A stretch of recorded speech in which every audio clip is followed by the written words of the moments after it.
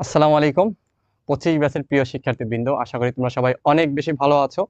তো আজকে আমরা ফিজিক্সের 7 নাম্বার অন শর্ট ক্লাস নিয়ে চলে আসলাম। আজকের ক্লাসে আমরা পর্যাবৃত্তিক গতি এটা শেষ করব। তোমরা জানো পর্যাবৃত্তিক গতি থেকে একটা সৃজনশীল মাস্ট আসবেই। পাশাপাশি আমাদের কি আসবে বলো তো?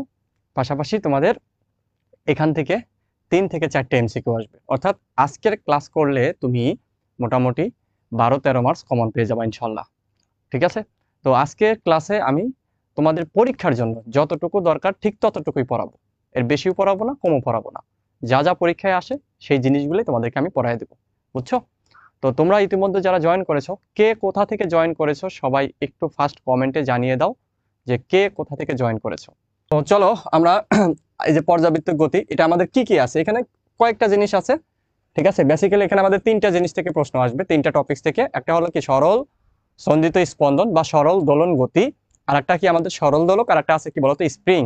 এই 3টা টপিক্সের মধ্যেই কোশ্চেন আসবে। ঠিক আছে, এই 3টা টপিক্সের বাইরে থেকে কিন্তু আমাদের কোশ্চেন আসবে না। ঠিক আছে, সো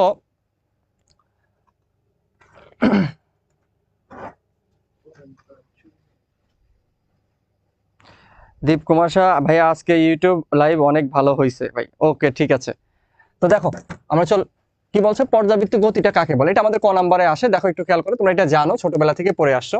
কি বলতো, যখন কোনো বস্তুর গতি এমন হয় যে বস্তুটি একটি নির্দিষ্ট সময় পর পর একই পথ পরিভ্রমণ করে বারবার একই অবস্থানে ফিরে আসে এবং একই দিক থেকে চলতে থাকে, তখন তার গতিকে কি বলে? পর্যাবৃত্ত গতি বলে। অর্থাৎ তুমি একটা বিন্দুকে একটা নির্দিষ্ট দিক থেকে কি বলতো একটা সময় পর পর অতিক্রম করতেছো। ঠিক আছে, এটা হলো আমাদের পর্যাবৃত্ত গতি।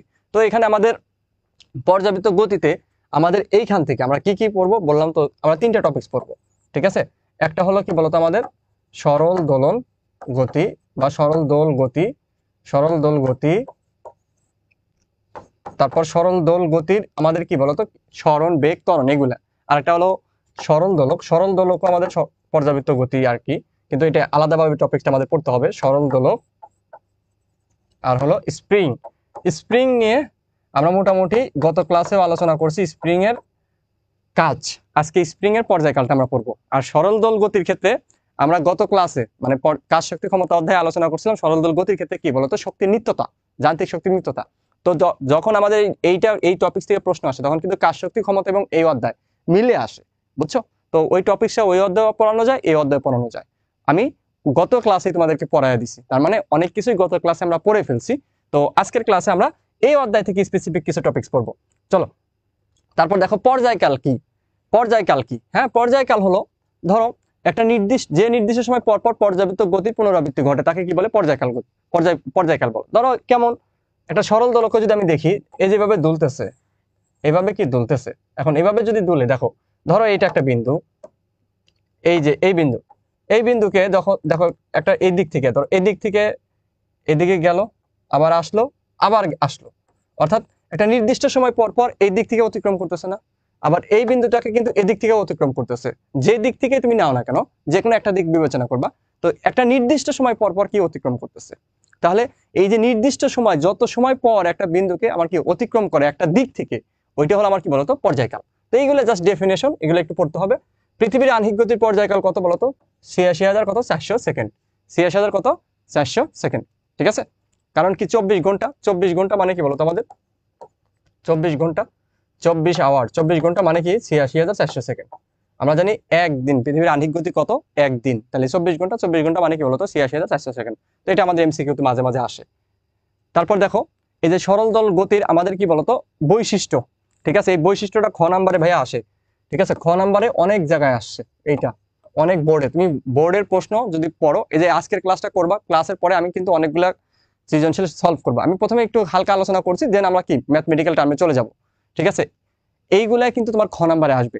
বোর্ডের প্রশ্ন কিন্তু তোমাকে সলভ করতেই হবে, অ্যাটলিস্ট তোমাকে বিগত 2-3 বছর 3 বছরের প্রশ্ন সলভ করতে হবে। অর্থাৎ একটা অধ্যায়ের 10-15টা বা 20টা যদি সৃজনশীল প্রশ্ন সলভ করো তাহলে কিন্তু হবে। কিন্তু তোমার একটা অধ্যায় থেকে 3-4টা টপিক্সের বাইরে কিন্তু কোশ্চেন আসে না। কিন্তু ওই কোশ্চেনগুলো তুমি একটা সলভ করলে কিন্তু পারবা না। ওই টাইপের 2-3টা-4টা কোশ্চেন সলভ করলে তাহলে তোমার পরীক্ষা হলে কোনো ভুল হবে না। এই জন্য 15-20টা কোশ্চেন তোমরা সৃজনশীল কি সলভ করবা, তাহলে ইনশাল্লাহ পারবা। দেখো সরল দল গতির কি বলতো আমাদের সরল দল গতি কাকে বলে আগে এটা যদি দেখি, যখন কোনো স্পন্দন গতি সম্পন্ন কণার ত্বরণ সাম্যাবস্থা থেকে এর স্মরণের সমানুপাতিক ও কি বলতো বিপরীতমুখী হয়। ঠিক আছে, আমরা জানি গত ক্লাসে বলছিলাম যে এই যে এফ প্রপোর্শনাল কি মাইনাস এক্স, ভাই এফ প্রপোর্শনাল মাইনাস এক্স মানে কি বলতো F is equal to m a না, এফ এর সাথে এর কি সম্পর্ক সমানুপাতিক, তাহলে এ প্রপোর্শনাল কত মাইনাস এক্স হবে।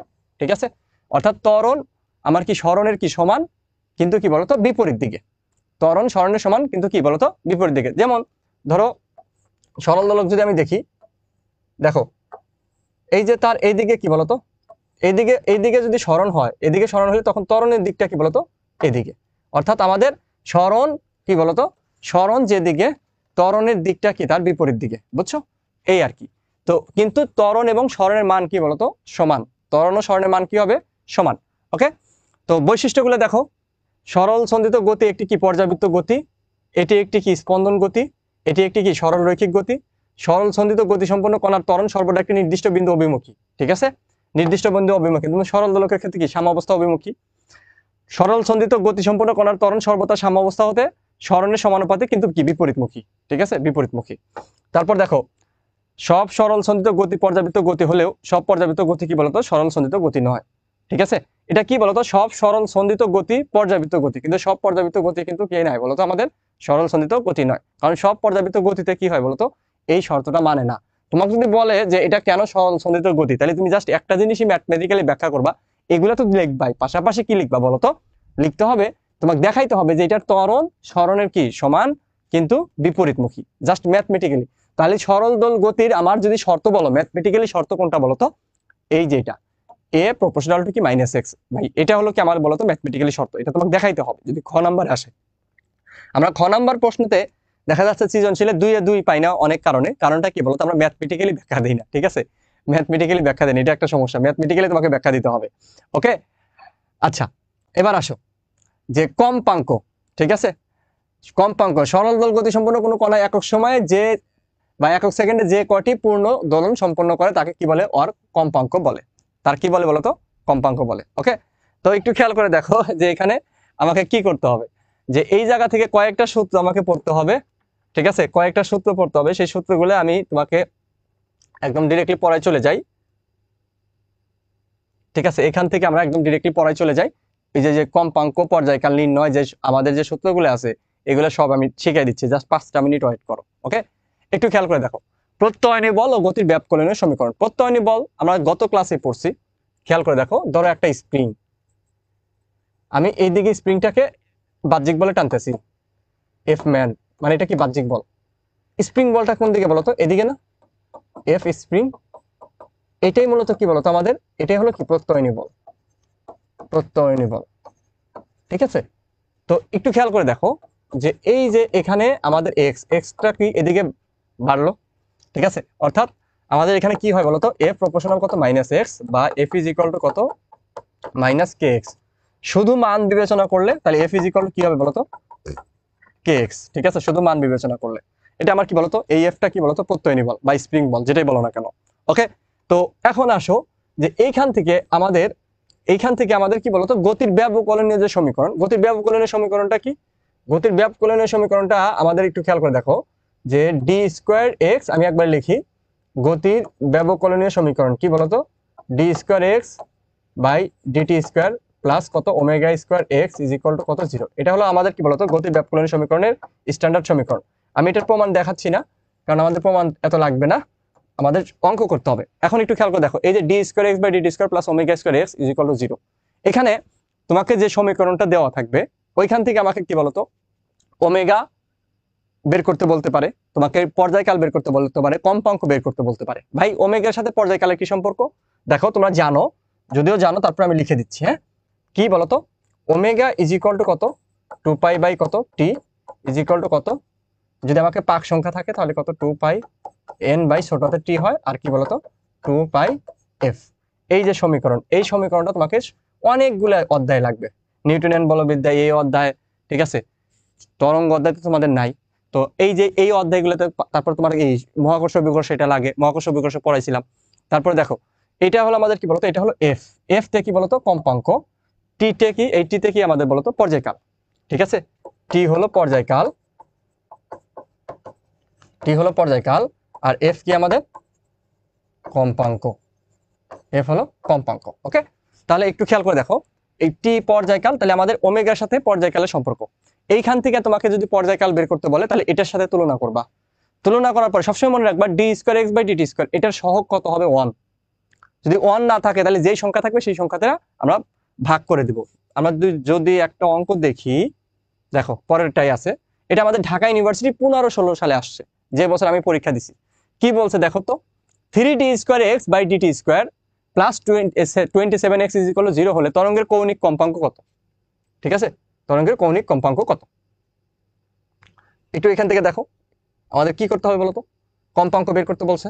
তাহলে আমাদের দেখো, আমাদের স্ট্যান্ডার্ড সমীকরণ কোনটা? D square x by DT square plus কত omega square x is equal to কত 0। এখন আমাকে দেওয়া আছে কি এটা না, তাহলে এটার সহগ কত ছিল 1, বাট এটার সহগ কত 3। তাহলে তুমি কি করে দিবা, এটাকে 3 দ্বারা ভাগ করে দাও। 3 দ্বারা ভাগ করে দিলে কি হবে, d square x by DT square plus এখানে কত হবে 9x ইজ ইকুয়াল টু কত বলতো 0। তাহলে এটার সাথে এটা যদি তুলনা করো, এটার সাথে এটা যদি তুলনা করো তাহলে কত হবে বলতো, omega square is equal to কত 9, তাহলে ওমেগা ইজ ইকুয়াল টু কত 3। ঠিক আছে, ওমেগা ইজ ইকুয়াল টু কত 3। ওকে, এই যে কৌণিক কম্পাঙ্ক চাইছে, মানে এখানে কৌণিক কম্পাঙ্ক বলতে ওমেগাটাই চাইছে। ঠিক আছে, কৌণিক বেগ কৌণিক কম্পাঙ্ক, ঠিক আছে, এটা মূলত ওমেগা। যদি শুধু কম্পাঙ্ক চাইতো তাহলে কি এফ হইতো। তাহলে এখানে আমাদের কি বলতো, এই যে রেডিয়ান পার সেকেন্ড। আশা করি তোমরা বুঝতে পারছো। তারপর আসো একটু খেয়াল করে দেখো যে এই যে আমাদের সরল দল গতির এখান থেকে কি বলছি আমরা, সরণ বেগ ত্বরণ এগুলো বের করব। সরণ বেগ ত্বরণ, তাহলে সরণ কি, এক্স ইজ ইকুয়াল টু, দেখো আমাদের যেই সমীকরণটা সবচেয়ে বেশি ইউজ হয় এটাও আমাদের আসে, এখানেও আসে। তোমার এখানে টোটাল 6 ধরনের সমীকরণ আনা যায়, বুঝছো? তোমরা যারা আমার এই যে পর্যাবৃত্ত গতি, আমরা কিন্তু এই অধ্যায়ের কিন্তু আমার প্লে লিস্ট আছে, ঠিক আছে, আমার ইউটিউব চ্যানেলে আলটিমেট ফিজিক্সে কি প্লে লিস্ট আছে। তো তোমরা যারা আমার প্লে লিস্টটা দেখছো তারা দেখছো যে এটা আমি অনেক ডিটেলসে পড়াইছি, অনেক, ঠিক আছে। ওখানে 6টা ক্লাস নিছি, মোট সর্বমোট কত, প্রায় 9-10 ঘন্টার ক্লাস, ঠিক আছে। সেখানে 2 ঘন্টায় তোমাদেরকে শেষ করে দেবে ইনশাল্লাহ। তো একটু খেয়াল করে দেখো, ওখানে তো আমাদের অনেক পড়াইছে, ওটা আমাদের লাগবে না। এখন এইখানে আমাদের যে স্ট্যান্ডার্ড যে সমীকরণ সেটা হলো কি, যে এক্স ইজ ইকুয়াল টু, আমরা কোনটা ইউজ করবো বলো তো, x is equal to a sine omega t plus del, যেখানে এটা হলো আমাদের কি স্ট্যান্ডার্ড সমীকরণ এটা, ঠিক আছে। এখানে কি এ কি বলতো, এ হলো বিস্তার, আর সাইনের পরে যা থাকবে পুরোটাই কি বলতো দশা, ঠিক আছে, বা দশা কোণ। ওকে, তাহলে এক্স এ কি আমাদের বলতো বিস্তার, এ কি বিস্তার, এ কি আমাদের বিস্তার, ঠিক আছে, এ হলো কি বলতো বিস্তার। হ্যাঁ, তো এই সমীকরণ থেকেও কিন্তু আমাদের কিন্তু কোশ্চেন আসবে। এটা হলো আমাদের কি বলতো স্ট্যান্ডার্ড সমীকরণ, এটার সাথে কি করতে হবে, আমাকে তুলনা করতে হবে। এটার সাথে কি করতে হবে, আমাদের তুলনা করে করে অঙ্ক করতে হবে, ঠিক আছে, তুলনা করে করে অঙ্কগুলো করতে হবে, ঠিক আছে। যদি আমরা একটা অঙ্ক দেখি, খেয়াল করে দেখো এই অঙ্কটা যদি আমরা দেখি, খেয়াল, এটা আমাদের বুয়েটে আসছিল, হ্যাঁ, বুয়েটে আসছিল 23-24 সালে এমসিকিউতে প্রিলিতে। দেখো, একটি সরল সন্ধিত গতিতে স্পন্দনরত কণার সরণের সমীকরণ কি বলতো আমাদের, y ইজ ইকুয়াল টু এত সাইন এত এত। আচ্ছা, তাহলে দেখো কণাটির কম্পাঙ্ক কত বের করতে বলছে। আমরা জানি এক্স বা ওয়াই যাই বলো না কেন, স্ট্যান্ডার্ড সমীকরণ কি বলতো, ওয়াই, ধরো এখানে ওয়াই আছে, ওয়াই লিখলাম, এ সাইন ওমেগা টি প্লাস কত ডেল, ডেল হলো কি আদি দশা, আর পুরোটাই কি বলতো দশা, ঠিক আছে।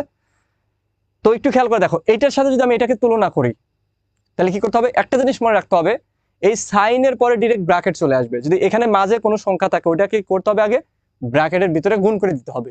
এইখানে দেখো সাইনের পরে ডিরেক্ট ব্র্যাকেট আছে, তার মানে কোনো ঝামেলা নাই। যদি আমাকে এখানে ধরো পাই বা 2 পাই যদি এই সাইনের পরে থাকতো, ব্র্যাকেট পরে থাকতো, তাহলে ওইটা আমি কি করতাম, ব্র্যাকেটের ভিতরে গুণ করে দেবো আগে। ওকে, তাহলে এখন এটার সাথে যদি তুলনা করো, দেখো এখানে তুলনা করলে এ ইজ ইকুয়াল টু কত 10, ঠিক আছে। তারপর আমাদের ওমেগা, ওমেগা সমান সমান কত বলো তো 6 পাই না, ওমেগা সমান সমান 6 পাই। তো ওমেগা তুমি জানলেই তুমি কি বের করতে পারবা বলো তো, পর্যায়কাল বের করতে পারবা, পাশাপাশি কম্পাঙ্ক বের করতে পারবা। কারণ কি, ওমেগা মানে কি বলতো 2 pi by t, omega is equal to কত 2 পাই এফ। তাহলে এখান থেকে কি লেখা যায়, বা ওমেগা মানে কি বলতো 2 পাই এফ ইজ ইকুয়াল টু কত 6 পাই। তাহলে এফ ইজ ইকুয়াল টু কত 6 পাই বাই 2 পাই। তাহলে পাই পাই কাটা গেল, 6 বাই 3 মানে 6 বাই 2 মানে কত 3, আর কম্পাঙ্কের একক কি বলতো পার সেকেন্ড বা হার্টস, তাহলে 3 হার্টস। তাহলে এটার অ্যান্সার কত হবে বলতো? এটার অ্যান্সার হবে 3 হার্টস। ওকে, সবাই কি এটা বুঝছো? যদি বুঝে থাকো সবাই একটু ফার্স্ট কমেন্টে লেখো ডান।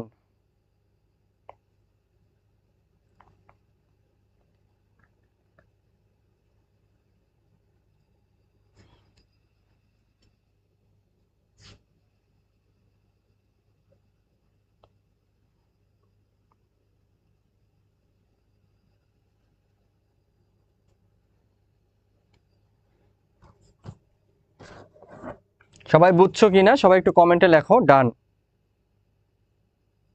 সবাই বুঝছো কিনা?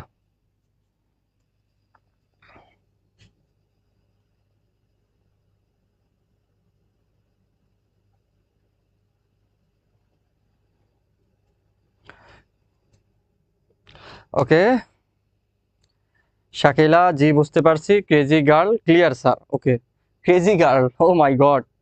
এসআই সামি স্যার অনেক ভালো, ঠিক আছে।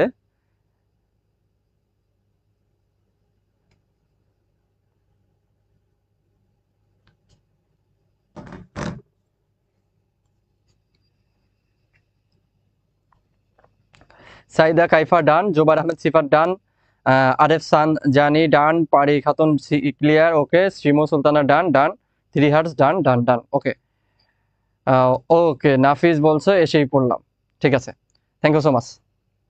এখন তোমাদের কিছু কথা বলি। তোমরা যে এতগুলো মানুষ ক্লাস করতেছো, ঠিক আছে, টানা ঈদের পর দেখো, ঈদের পর দিন থেকে শুরু করছি, মানে বাসায় বাড়িতে ছিলাম মাত্র মানে খুব কম সময়। ঈদের আগের দিন চলে গেছি, ঈদ করে ঈদের পরের দিন আবার চলে আসছি, ঠিক আছে। তো মোটামুটি তোমাদের জন্য চলে আসা, যাতে তোমরা তোমাদের ফিজিক্সটা, তোমাদের আমরা জানি সবাই মানে যদি মানে যে কোনো বোর্ডে তোমার সায়েন্সের সাবজেক্টগুলোর মধ্যে যদি কঠিন করে বা যদি একটু বেশি পেঁচানোর জায়গা থাকে সেটা ফিজিক্স, মানে সব সাবজেক্টেই আছে, বাট ফিজিক্সটা প্রতিবারই একটু না একটু তোমার এখানে কি টক জাল মিষ্টি দিবেই, হয় রিটেনে না হলে কি এমসিকিউতে। তো তোমাদের পাশে থাকার জন্যই চেষ্টা। এখন ধরো আমরা কি করতেছি বলতো, রিটেন গুলো দেখতেছি, সত্যি কথা যেটা, এমসিকিউ কিন্তু আমরা ওইভাবে দেখতেছি না। তবে আমি তোমাদেরকে কথা দিচ্ছি, তোমাদের পরীক্ষার আগে যে 2 দিন 3 দিন বা 4 দিন 5 দিন ছুটি থাকবে, ঠিক আছে, যে কয়দিন করে ছুটি আছে, তো ওই সময় তুমি টানা প্রতিদিন ক্লাস নিব। আমরা স্মরণটা বুঝলাম, স্মরণের পরে আমরা এখন দেখো বেগ পড়বো। দেখো, তো স্মরণ এক্স ইজ ইকুয়াল টু কি বলতো এ sine omega t plus del.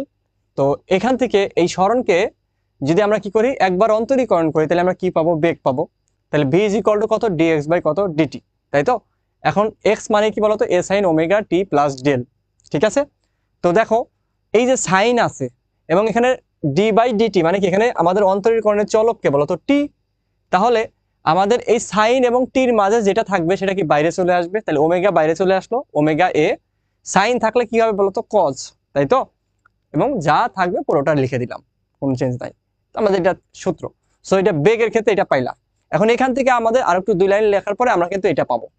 এই যে দুইটা সূত্র, এটা একটা সূত্র, এটা ত্রিকোণমিতিক সূত্র, আর এখানে কি বলতো এক্স মানে কি আমাদের অবস্থান মানে সরণ, সরণের সাথে সূত্র হলো এটা, ঠিক আছে। তাহলে বেগের দুইটা সূত্র, বেগের দুইটা সূত্র, সরণের সূত্র এখানে মনে রাখবা, অনেকগুলো সূত্র আছে সরণের 5-6টা, বাট তোমাদের একটা সূত্র মনে রাখলেই হবে আপাতত এটা। আর বেগের এটা এটা দুইটা সূত্র, ঠিক আছে। ত্বরণের পড়বো আমরা একটু পরে, ত্বরণেরও দুইটা সূত্র পাবো। তাহলে এই যে v is equal to omega root over a square minus x square, একটু খেয়াল করে দেখো তো, একটু খেয়াল করে দেখো তো, এখানে যদি আমাদের x is equal to 0, x is equal to 0 মানে কি, একটু খেয়াল করে দেখো, যদি একটা সরল দোলককে যদি ভাবি, তার মানে এই জায়গা কি আমার এক্স ইজ ইকুয়াল টু কত 0, এই জায়গাটা কি এক্স ইজ ইকুয়াল টু কত এ, তাই না, সর্বোচ্চ, বুঝছো। তো এই যে সর্বোচ্চ যে দূরত্ব, এটি হলো বিস্তার এ। তো একটু খেয়াল করে দেখো, এক্স ইজ ইকুয়াল টু 0 মানে আমাদের সাম্য অবস্থায়, এক্স ইজ ইকুয়াল টু 0 হলে তাহলে আমাদের কি এক্স এর মান 0 যদি তুমি বসাও, তাহলে কি হবে, এক্স এর মান যদি তুমি 0 বসাও, ওমেগা রুট ওভার কত এ স্কয়ার মাইনাস 0 স্কয়ার। তার মানে এখানে কি থাকতেছে, রুটের ভিতরে শুধু এ স্কয়ার থাকতেছে, তাহলে রুট আর এ স্কয়ার, স্কয়ার কাটা দিলে কি থাকে, এ থাকে। তাহলে V max is equal to কত পাইতেছো, ওমেগা এ।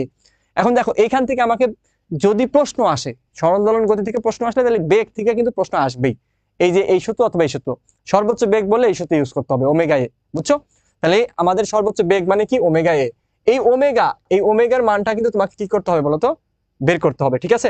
ওমেগার মানটা আমাদের কি করতে হবে বলতো, বের করতে হবে। ওমেগার মানটা তুমি কিভাবে বের করবা বলতো, ওমেগার মানটা ওমেগার মানটা আমাদের আমরা যে একটু আগে শিখছি যে ওমেগা মানে কি বলতো, ওমেগা মানে হলো তোমার 2π/t।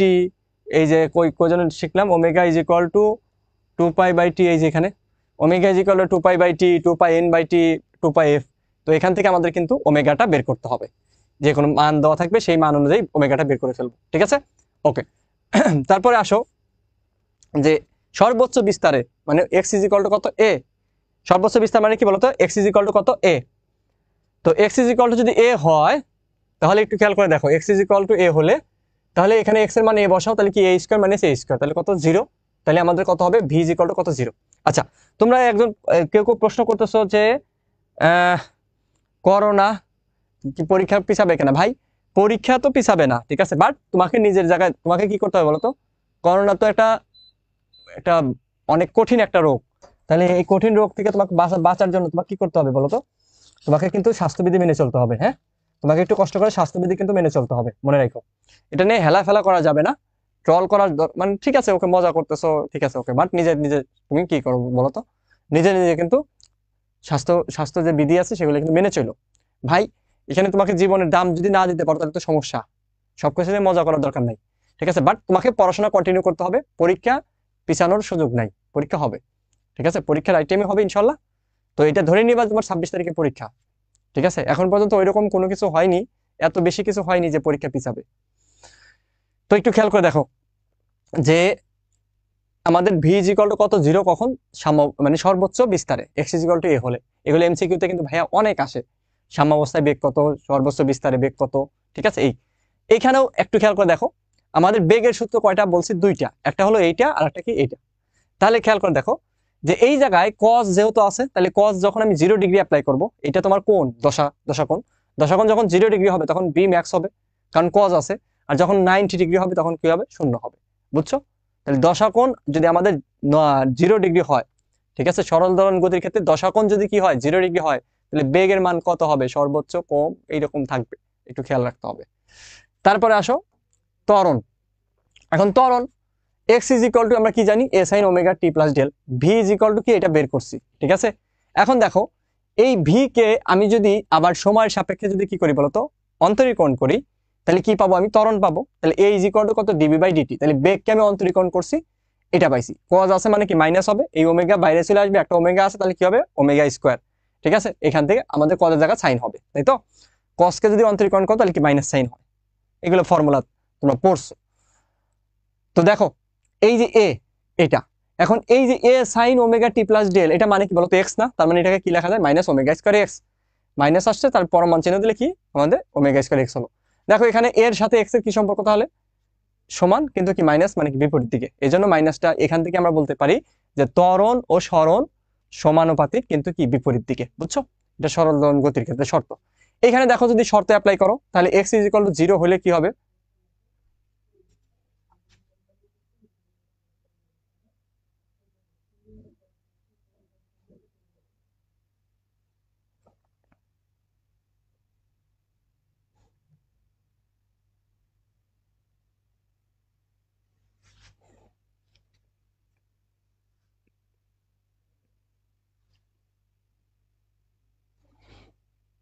ঠিক আছে, ওকে।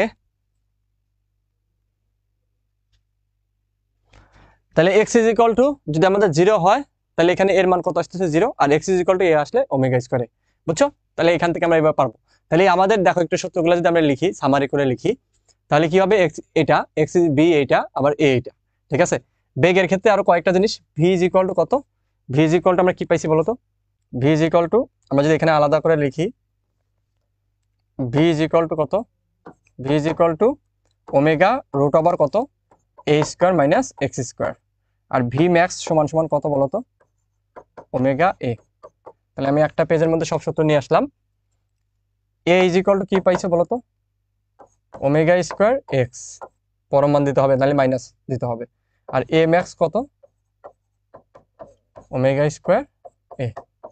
আর এগুলা তো 0 হইতে পারে, কখন কখন হয় সেটা দেখাইছি, ঠিক আছে, ওকে। এখন আসো আমাদের সরল দোল গতি কণার কম্পাঙ্ক ও পর্যায়কাল। তাহলে এখান থেকে গতি কণার কি কম্পাঙ্ক পর্যায়কাল, এটা তো আমরা বের করতে পারবো। ঠিক আছে, আমরা জানি যে যে সূত্রগুলো লিখলা যে কি বলতো, ওমেগা ইজ ইকুয়াল টু কি, এখানে লিখে দিচ্ছি আবার 2π/t ইজ ইকুয়াল টু কত, 2πf। আবার এখান থেকে কি লেখা যায় বলতো, যে আমাদের মনে রাখবা t ইজ ইকুয়াল টু কত, 1/f, বা f ইজ ইকুয়াল টু কত, 1/t। তার মানে কি তুমি t বের করতে পারলে f বের করতে পারবা, জাস্ট বিপরীত করে দিলেই হয়ে গেছে। ঠিক আছে, এগুলো আমরা কিন্তু জানি। ওকে, দশাকোণ নিয়ে আমাদের কিছু লাগবে না। তো এখানে একটু খেয়াল করে দেখো যে এই লাইনগুলো তোমাদের একটু মনে রাখতে হবে, যে দুটি সরল দোলক গতির মধ্যে দশা যদি আমাদের কত বলতো, দশা পার্থক্য 0 হয়, বা 2π অথবা 2nπ, মানে 0 অথবা কি বলতো পায়ের জোর গুণিত, তাদের প্রতি মুহূর্তে গতির অবস্থা একই হয়, তখন তাদের গতির অবস্থা কিরকম হবে বলতো, একই রকম হবে। এক্ষেত্রে বলা যায় ওরা কি সমদশায় আছে। তাহলে কখন সমদশায় থাকবে, যখন 0 অথবা কি বলতো পায়ের জোর গুণিতক হবে, দশা পার্থক্য। হ্যাঁ, আবার দশা পার্থক্য যদি আমাদের কি হয় বলতো, পাই বা কি বিজোড়, ঠিক আছে, বিজোড় গুণিতক আর কি, তখন তারা কি বলতো বিপরীত দশায় থাকে। কি থাকে বলতো, বিপরীত দশায় থাকে। তাহলে সমদশা শর্ত, বিপরীত দশা শর্ত, এগুলো জানতে হবে। মানে আমাদের কখন সমদশায় থাকবে আর কখন বিপরীত দশায় থাকবে। আর এক্স ইজ ইকুয়াল টু ধরো একটাতে এ sine omega t plus alpha বা ডেল, আর একটা কি এ কস, এই দুইটার মধ্যে আমাদের কি বলতো দশা পার্থক্য কত বলতো, π/2। এটা মনে রাখবা, একটাতে সাইন আছে আর একটাতে কজ আছে, আমার দশা পার্থক্য কত হবে বলতো, π/2। ঠিক আছে, এটা একটু মনে রাখ, জাস্ট এই শর্তগুলো একটু মনে রাখতে হবে। ঠিক আছে, এখন এই যে এটা তো আমরা করেছি। তারপর আচ্ছা, শক্তি তো পড়ায়নি, শক্তি পড়ায়নি। ওকে, বিভব শক্তি আসো। এই যে সরল দোলক গতির ক্ষেত্রে কি বলতো আমাদের শক্তি আছে, মানে যান্ত্রিক শক্তি নিত্যতা দেখাইতে হয়। বিভব যান্ত্রিক শক্তি নিত্যতা মানে কি বলতো, আমাদের মোট শক্তি কি হবে, সমান হবে।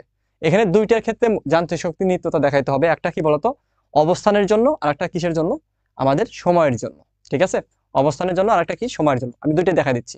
এখানে মনে রাখবা যে বিভব শক্তি ইজ ইকুয়াল টু কত বলতো, বিভব শক্তি, বিভব শক্তি খেয়াল করে দেখো, বিভব শক্তি আমাদের, আমি দুইটাই দেখাই দিই, দুইটাই এখানে দেখাই দিই, তাহলে তোমাদের জন্য সহজ হবে। একটার মধ্যে দুইটা দেখাই দিই।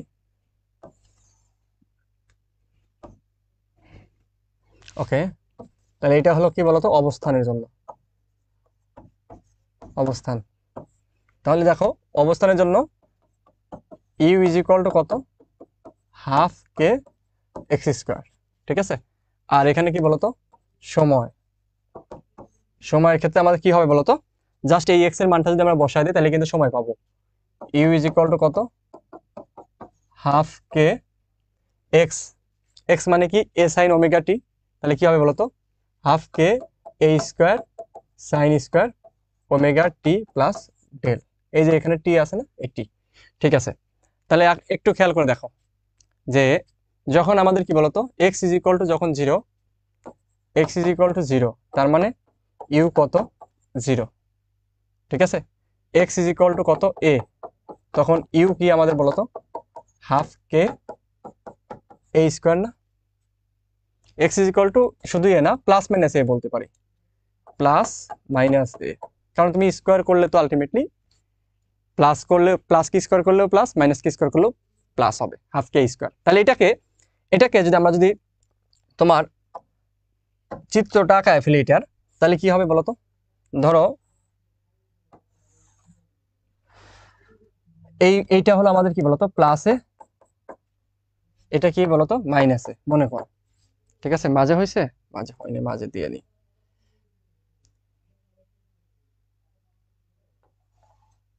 ওকে, এই বরাবর আমার কি আছে বলতো ই আছে, এটা কি আমাদের এক্স, এটা কি মাইনাস এক্স। ঠিক আছে, এখন দেখো এটা আমার কি বলতো, এখানে এক্স ইজ ইকুয়াল টু কত 0, এখানে এক্স ইজ ইকুয়াল টু কি প্লাসে, এখানে এক্স ইজ ইকুয়াল টু কি মাইনাসে। দেখো আমার এক্স ইজ ইকুয়াল টু যদি 0 হয় তখন কি হবে, ইউ কত বলতো 0। এখন ধরো তোমার এই জায়গার যে শক্তির পরিমাণ সেটা কত, সেটা হলো ধরো হাফ কে স্কোয়ার। তাহলে আমি যদি এভাবে এভাবে দিই, এটা কত বলতো হাফ, কত হাফ কে এ স্কোয়ার, মানে এই বরাবর শক্তির মান। তাহলে খেয়াল করে দেখো এখানে দেখো এক্স ইজ ইকুয়াল টু 0, তার মানে ইউ কত 0। So x is equal to 0 হইলে তখন আমার ইউ কোথায় থাকবে বলতো, এই জায়গাটায়। এক্স ইজ ইকুয়াল টু 0, তার মানে ইউ এখানে। আবার এক্স ইজ ইকুয়াল টু যখন প্লাসে তখন কত হাফ কে স্কোয়ার, তার মানে কোথায় আছে, এই জায়গায় আছে। এই জায়গায় আছে মানে কোথায় আছে বলতো, এইখানে আছে না, এইখানে। মাইনাস এ হলেও কোথায় আছে বলতো, মানে এই জায়গায়, মানে কোথায় বলতো, এই যে এইখানে। বুঝছো? এখন দেখো আমরা যদি মিলিয়ে দেই রেখাটা তাহলে কেমন হবে বলো তো? ওইটার সুইচ বন্ধ আছে জাওয়াদ, মানে বল, ওইটার সুইচ বন্ধ আছে।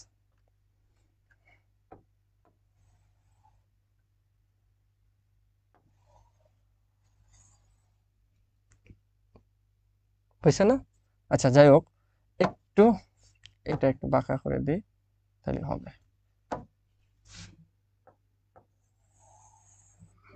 ওকে, তাহলে আমাদের এক্স এর জন্য এটা। সবাই এটা বুঝছো কিনা চিত্রটা সবাই একটু কমেন্টে লেখো, যদি বুঝে থাকো সবাই কমেন্টে লেখো সি। একদম সহজ ভাই, খুবই সিম্পল। ঠিক আছে, এইখানে আছে মানে তার মান কত বলতো? হাফ কে এ স্কোয়ার, এই জায়গায় আমি ধরছি হাফ কে স্কোয়ার শক্তির পরিমাণ। তো এখন এখানে খেয়াল করে দেখো, এই জায়গাটা যদি আমরা খেয়াল করে দেখি কি বলতো, কি আছে বলতো? সাইন আছে। কি আছে আমাদের? সাইন আছে। তাহলে যদি সাইন থাকে তাহলে কি হবে? এখানে কি আছে বলতো? সাইন আছে। তো যদি সাইন থাকে তাহলে আমাদের গ্রাফটা কেমন হবে দেখো, যে আমাদের টি ইজ ইকুয়াল টু, যদি ধরো টি ইজ ইকুয়াল টু কত, মনে করো 0, টি ইজ ইকুয়াল টু কত? 0 ধরে নাও। তাহলে টি ইজ ইকুয়াল টু কত বলতো? 0। তাহলে টি ইজ ইকুয়াল টু 0 হলে আমাকে সাইনের মান কত হবে বলতো?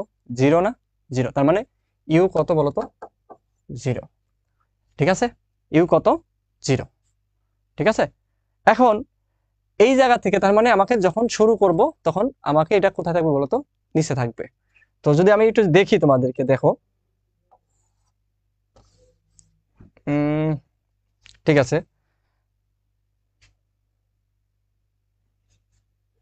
টি ইজ ইকুয়াল টু কত, ধরো t/4। তখন একটু খেয়াল করে দেখো, আমাদের যেহেতু এখানে 0 থেকে শুরু হচ্ছে, তার মানে আদি দশা আমাদের এখানে ধরে নিব, আদি দশা কত? ডেল ইজ ইকুয়াল টু কত? 0।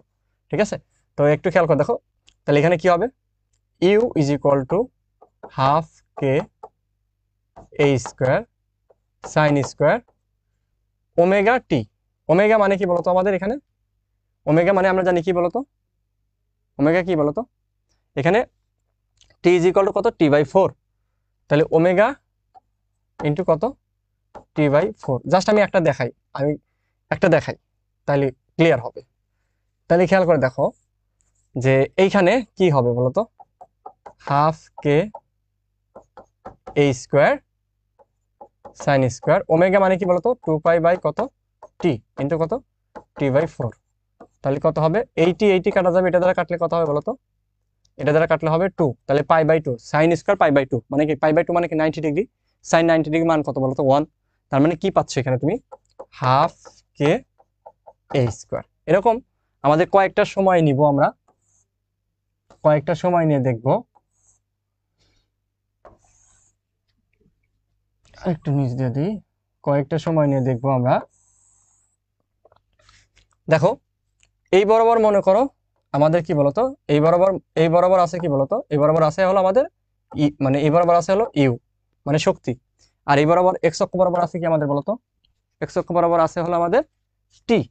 এইখানে আমাদের এক্স অক্ষ বরাবর ছিল কি? এক্স। তো তোমাদের অধিকাংশ শিক্ষার্থী যেটা করে, দুইটা একসাথে শেখে না, আলাদাভাবে শিখতে গিয়ে ঝামেলা পাকায়। একসাথে শিখলে কম্পেয়ার করে সহজ হয়। তো এখানে আমাদের দুইটা জিনিস দেখতে হবে, একটা হলো অবস্থানের জন্য আর একটা কিসের জন্য বলতো? সময়ের জন্য। ঠিক আছে, বেগের ক্ষেত্রে আমরা কি একটা অবস্থানের জন্য আর একটা কি বলতো? ত্রিকোণমিতিক মান দেখছি। তাহলে টি ইজ ইকুয়াল টু যখন 0 তখন ইউ কোথায়? 0। এই জায়গায় আমার কি বলতো? টি ইজ ইকুয়াল টু কি 0 না? এই জায়গায় টি ইজ ইকুয়াল টু কত? 0। বুঝছো? তাহলে এই জায়গায় টি ইজ ইকুয়াল টু 0, তার মানে আমার তখন ইউ কোথায় ছিল? 0। তাহলে আমার ইউ কোথায় তখন? ইউ হলো এই জায়গায়।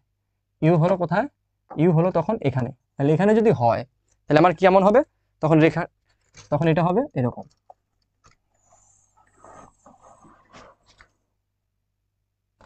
সমান করে যদি দিই এরকম। ঠিক আছে,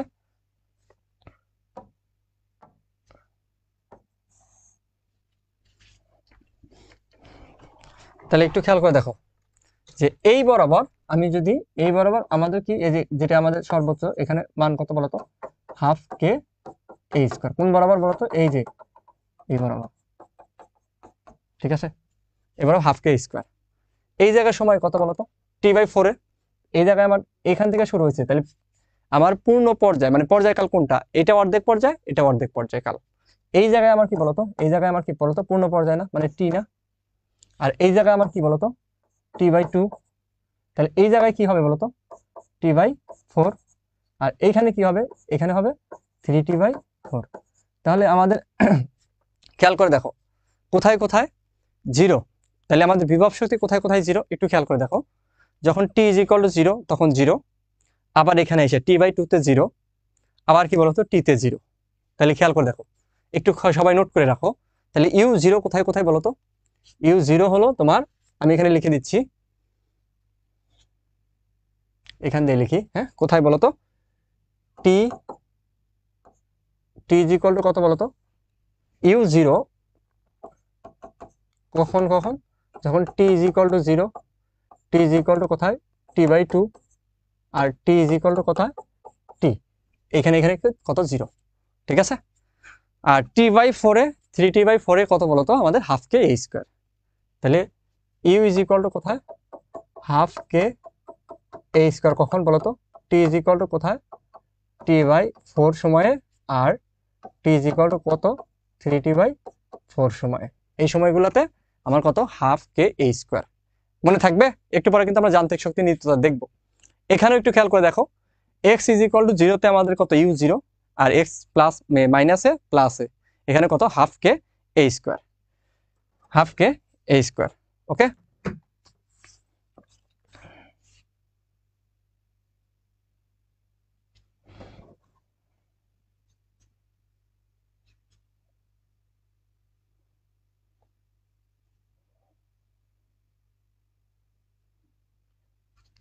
আজকে লাইভটা মাঝে কেটে যাওয়ার কারণে স্টুডেন্ট সংখ্যা কমে গেছে আর কি। যাই হোক, তোমরা একটু কষ্ট করে তোমাদের যারা রেগুলার ক্লাস করে তাদেরকে একটু কষ্ট করে তোমরা মেনশন দিয়ে দিতে পারো। সবাই এতটুকু বুঝছো কিনা, সবাই যদি বুঝে থাকো সবাই একটু কমেন্টে লেখো বুঝছো কিনা, সবাই একটু কমেন্টে লেখো বুঝছো কিনা, সবাই একটু ডান লেখো যে বুঝছো কিনা।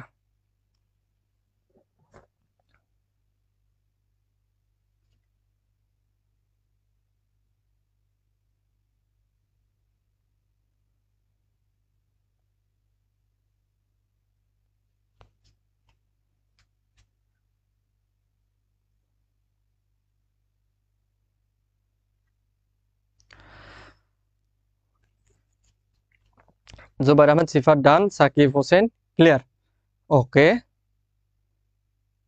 Nafiz Ahmed clear.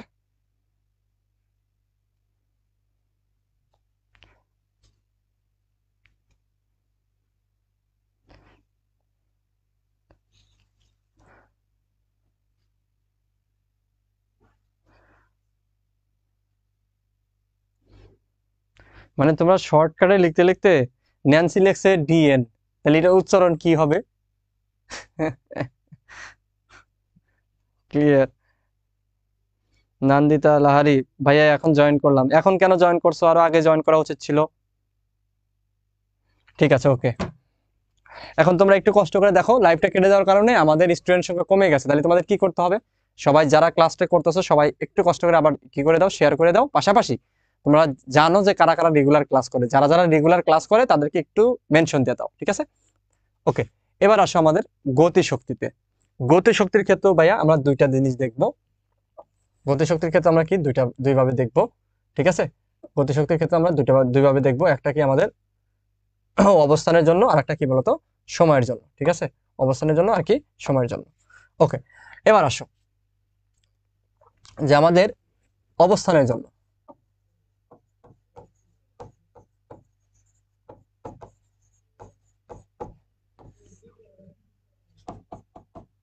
E K is equal to কত, half k a square minus x square.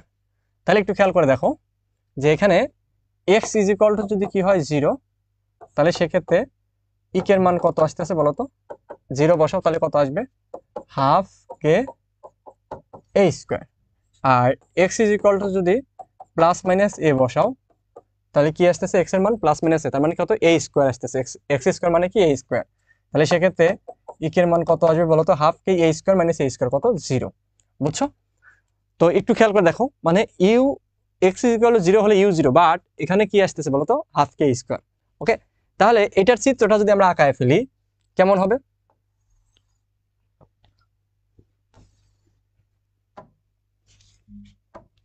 এটা চিত্রটা যদি আমরা আঁকায় ফেলি তাহলে কেমন হবে দেখো।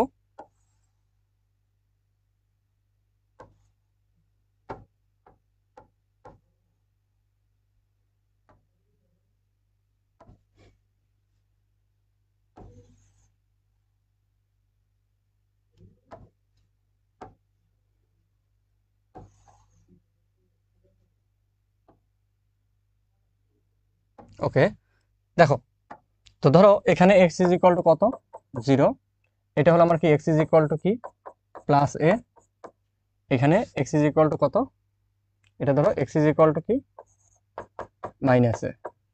তাহলে খেয়াল করে দেখো, যখন এক্স ইজ ইকুয়াল টু 0, এই যে এটা আমার কত বলতো, হাফ কে এ স্কয়ার, মানে এই জায়গার মানটা এই বরাবর আমি কি নিছি বলতো, এই বরাবর নিছি আমি ইকে, ঠিক আছে, ওয়াই অক্ষ বরাবর ইকে গতিশক্তি, আর এক্স অক্ষ বরাবর আমার কি বলতো অবস্থান। তো দেখো যখন এক্স ইজ ইকুয়াল টু 0 তখন ইকের মান কত বলতো, হাফ কে স্কয়ার। তার মানে এক্স ইজ ইকুয়াল টু 0 অবস্থানে রাখলে বস্তু কোথায় থাকে বলতো, তার শক্তি থাকে এখানে। যখন তুমি এক্স ইজ ইকুয়াল টু এ তে নিবা তখন তার ইকের মান কত, 0। তার মানে এই জায়গায় কি শক্তি কোথায়, এখানে। X is equal to minus a হলেও ইকের মান কোথায়, 0। তাহলে আমার কেমন হবে বলতো, এটা হবে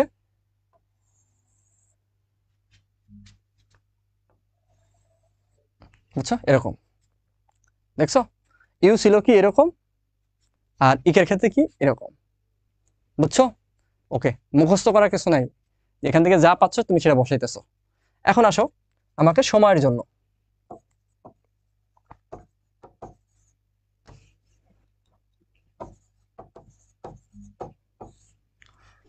ইকে ইজ ইকুয়াল টু আমরা কি জানি, হাফ এম বি স্কয়ার। আচ্ছা যাই হোক, আমি একবারে লিখে দিই, ঠিক আছে। ইকের ক্ষেত্রে আমি যদি একবারে লিখে দিই তাহলে মনে হয় তোমাদের জন্য সহজ হবে, ঠিক আছে। Half k a square cos square omega t plus del. আমার ইউ এর ক্ষেত্রে কি ছিল সাইন, আর ইকের ক্ষেত্রে কি বলতো কজ। এগুলো প্রমাণ আছে, প্রমাণ আমি লিখতেছি না, একবার ডিরেক্টলি লিখে দিচ্ছি। Half m b square, b স্কোয়ারের মান বসালে এম ওমেগা স্কোয়ার আসবে, ওটা এম ওমেগা স্কোয়ার মানে কে মান বসানোর পরে 2-3 লাইন পরে এটা আসে। যাই হোক দেখো, একটু খেয়াল করে দেখো, এখানে এখানে যখন তুমি টি ইজ ইকুয়াল টু যখন কি বসাবা 0, টি ইজ ইকুয়াল টু 0 বসালে ইকের মান কত আসবে বলতো, হাফ কে এ স্কোয়ার, ঠিক আছে। আমাদের ডেল তো 0 ধরবা, কারণ কি দেখো কজ স্কোয়ার মানে কত, 0, কজ স্কোয়ার 0 মানে কি বলতো আমাদের, তার মানে কত 1, তাহলে 1 মানে কি বলতো হাফ কে স্কোয়ার, বুঝছো। টি ইজ ইকুয়াল টু 0 যখন তুমি বসাইছিলা, টি ইজ ইকুয়াল টু যখন তুমি 0 বসাইছিলা তখন আমার কি ছিল বলতো, তখন কি ছিল, তখন ইউ এর ক্ষেত্রে কি ছিল 0, বাট এটা উল্টা, এটা এখানে উল্টা হবে আর কিচ্ছু না। আর টি ইজ ইকুয়াল টু যদি তুমি সোজা কথা টি/4, তারপর কি বলতো এখানে, এখানে দেখো আমাদের টি/4, তারপর 3t/4, ঠিক আছে, সরি টি/4, 3t/4, এখানে আমার কি হবে বলতো 0 হবে। 3t/4 তুমি একটু করে নিবা, ঠিক আছে, দেখবা দেখবা যে আমাদের কি ইকের মান কোথায় বলতো 0।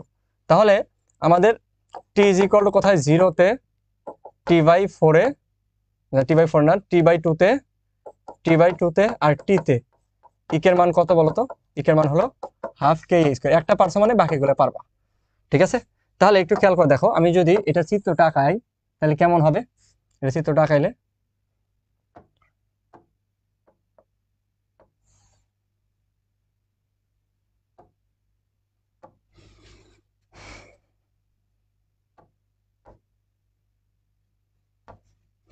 দেখো, যখন টি ইজ ইকুয়াল টু 0 তখন ইকের মান কত, হাফ কে স্কোয়ার। তো আমি ধরো হাফ কে স্কোয়ার যদি আমি এই বরাবর নেই, ঠিক আছে, ধরো এই বরাবর এটা হলো হাফ কে স্কোয়ার, তাহলে এই বরাবর যদি আমি একটা টান দিই তার মানে এটা আমার কি বলতো হাফ কে এ স্কোয়ার, ঠিক আছে। এটা কি বলতো হাফ কে এ স্কোয়ার, মানে এই জায়গার মান কত, এখানে মান হলো হাফ কে স্কোয়ার, ঠিক আছে। এই বরাবর আমার কি বলতো ইকে, আর এই বরাবর কি আছে বলতো টি। তাহলে যখন আমাদের এই জায়গাটায় কি বলতো টি ইজ ইকুয়াল টু কোথায় 0, টি ইজ ইকুয়াল টু 0, তার মানে তখন মান কত, হাফ কে স্কোয়ার। তাহলে টি ইজ ইকুয়াল টু 0 হলে সে এখান থেকে শুরু করবে। তাহলে মানে এখানে রেখাটা কেমন হবে বলতো, রেখাটা হবে এরকম,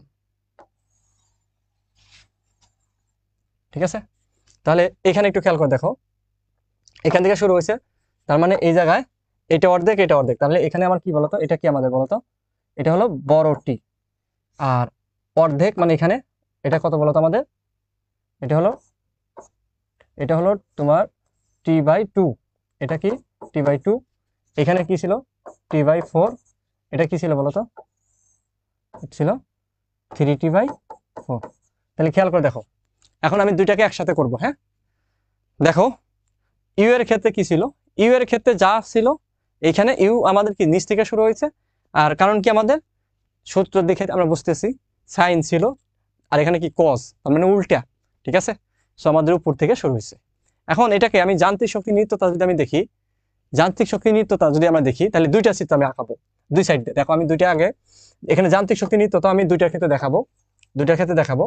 তো দুইটার ক্ষেত্রে এখানে আমি সূত্রগুলো একসাথে যদি নিয়ে আসি ভাইয়া, দেখো আমাদের ইউ ইজ ইকুয়াল টু এটা অবস্থানের জন্য কত বলতো, হাফ কে এক্স স্কোয়ার, আর ই কে কত বলতো, half k a square minus x square. তার মানে এখানে কি লেখা যায় বলতো, ultimately half k a square minus কত, হাফ কে এক্স স্কোয়ার। তাহলে মোট এনার্জি কত হবে বলতো, মোট এনার্জি হবে আমাদের ইউ প্লাস কত ই কে, তাই না। কত হবে বলতো, এখানে হাফ কে এক্স স্কোয়ার, এটা যদি যোগ করে দাও তাহলে কি কাটাকাটি যাবে, কত আসবে বলতো, ultimately half k a square আসবে, কারণ এটা আর এটা কি কাটা যাবে, তাই না। একই রকম ভাবে এইখানে আমার কি ছিল, ইউ ইজ ইকুয়াল টু কি ছিল, half k a square sine square omega t plus del. R Iker ক্ষেত্রে কি ছিল বলতো, ইকের ক্ষেত্রে ছিল half k a square cos square omega t plus del, তাই না। তাহলে এখন একটু খেয়াল করে দেখো, মোট এনার্জি তুমি যদি যোগ করে দাও ইউ প্লাস ইকে, তাহলে কি হবে, দুইটাতে হাফ কে এ স্কোয়ার কাটা যাবে, কমন যাবে, একটাতে কি থাকবে বলতো, sine square del, sine square কিছু মানে omega t plus del plus cos square, মানে sine square theta plus cos square theta মানে কত 1, তার মানে কত হাফ কে এ স্কোয়ার। তাহলে মোট এনার্জি কত, হাফ কে এ স্কোয়ার, ঠিক আছে। তার মানে বুঝতে হবে যে আমাদের সব জায়গায় মোট এনার্জির পরিমাণ কত হবে বলতো, হাফ কে এ স্কোয়ার। যদি আমাদের সব জায়গায় যদি মোট শক্তির পরিমাণ যদি হাফ কে এ স্কোয়ার হয়, তাহলে কি যান্ত্রিক শক্তি নিত্যতা কি মেনে চলবে, বা শক্তির সংরক্ষণশীলতা মেনে চলবে। ওকে, তাহলে একটু খেয়াল করে দেখো, এখানে যদি আমি চিত্রটা আঁকাই, এখানে যদি আমি চিত্রটা আঁকাই তাহলে বুঝতে পারবো।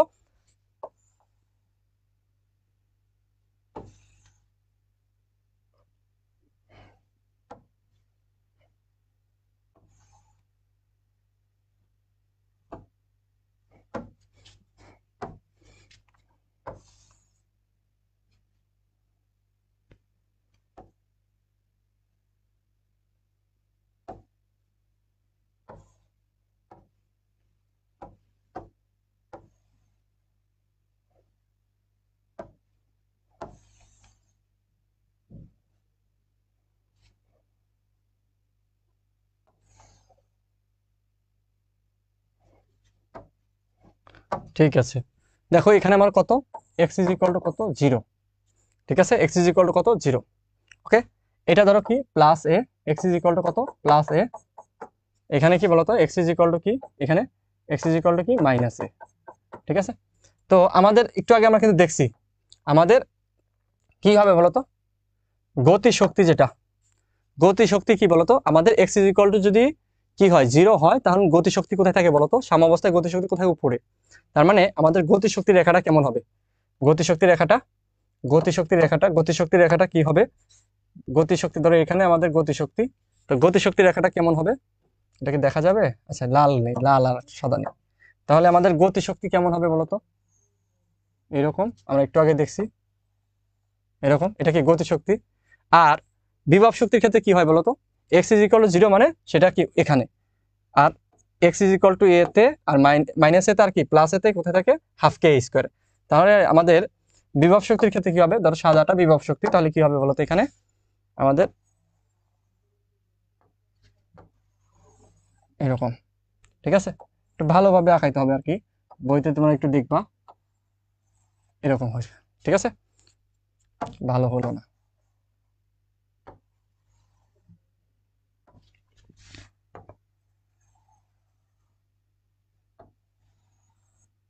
এবার হয়েছে, ঠিক আছে। তাহলে একটু খেয়াল করে দেখো, তাহলে এটা কি রেখা বলো তো? এটা হলো আমাদের কি বলতো, ইকের রেখা লালটা, আর সাদাটা কি বলতো, ইউ রেখা, মানে বিভব শক্তি। ঠিক আছে। একই রকম ভাবে এখানে যদি আমরা দেখি, একটু দেখি, বিভব শক্তি শুরু হয়েছিল কোথা থেকে? টি ইজ ইকুয়াল টু 0 হলে সাইন আছে, তার মানে কি নিচ থেকে শুরু হবে, এরকম ছিল।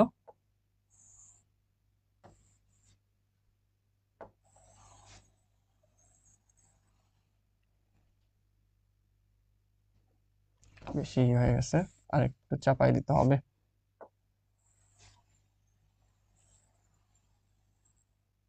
ঠিক আছে, এরকম।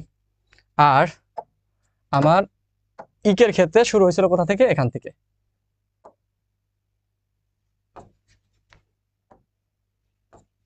বিন্দুগুলো দিয়ে নিলে তাহলে সহজ হবে।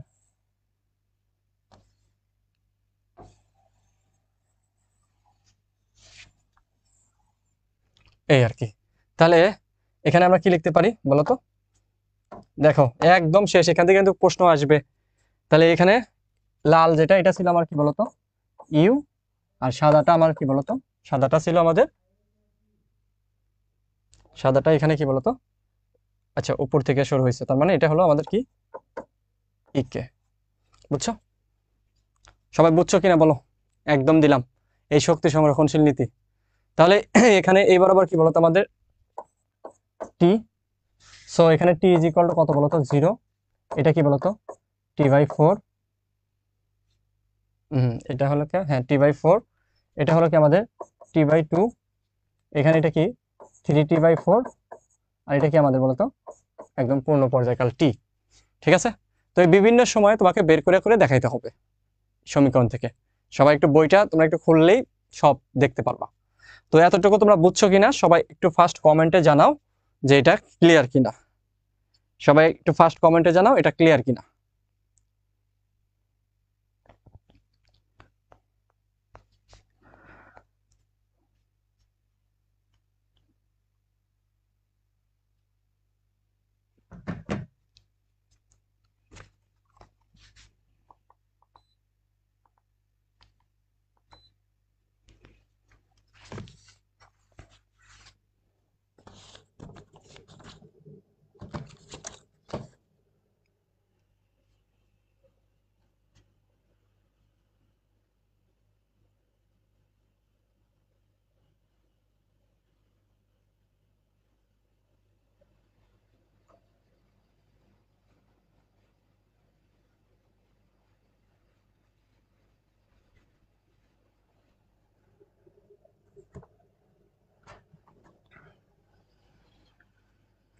জুব্বার আহমেদ সিফাত ক্লিয়ার, সাকিব হোসেন ক্লিয়ার, রাশা দ্বীপ ক্লিয়ার, স্বর্ণা দাস ক্লিয়ার, সাইদা কাইফা ক্লিয়ার, ইকরা ক্লিয়ার ভাইয়া, ইমন ওকে, আর বাকিরা কই? জি ভাইয়া ক্লিয়ার, ক্লিয়ার, ওকে ওকে, ঠিক আছে, তার মানে সবাই বুঝতে পেরেছো। ঠিক আছে, ভালো লাগলো যে তোমরা সবাই বুঝতে পারছো। এই রিলেটেড বোর্ডে অনেক প্রশ্ন আসছে, এগুলো একটু কষ্ট করে সলভ করতে হবে আমাদের। ঠিক আছে, তোমরা বোর্ডের কোশ্চেনগুলো জাস্ট একটু সলভ করবা। ঠিক আছে, যেগুলো পারবা না সেগুলো আমাকে বলবা। পরেরটায় আসো। আচ্ছা, শক্তি সংরক্ষণ আমরা এগুলা এগুলো অলরেডি একসাথে দেখে ফেলছি। এগুলা শক্তি সংরক্ষণশীল নীতি যেটা, এগুলো তো আমরা একসাথে দেখে ফেললাম। তারপরে পর্যায়কালের সাথে এটাও আমরা দেখছি।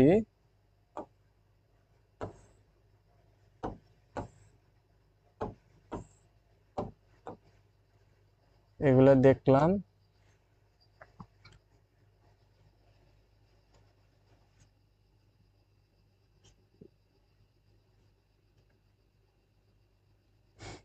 আচ্ছা, একটা অঙ্ক দেখি আমরা কি বলে, দেখি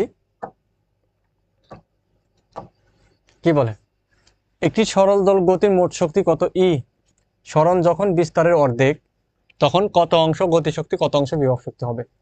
মানে এখানে কি বুঝাইছে বলতো, যে মোট শক্তি ই, কিন্তু সরণ এক্স আমাদের কি বলতো, বিস্তারের অর্ধেক, মানে কি a/2।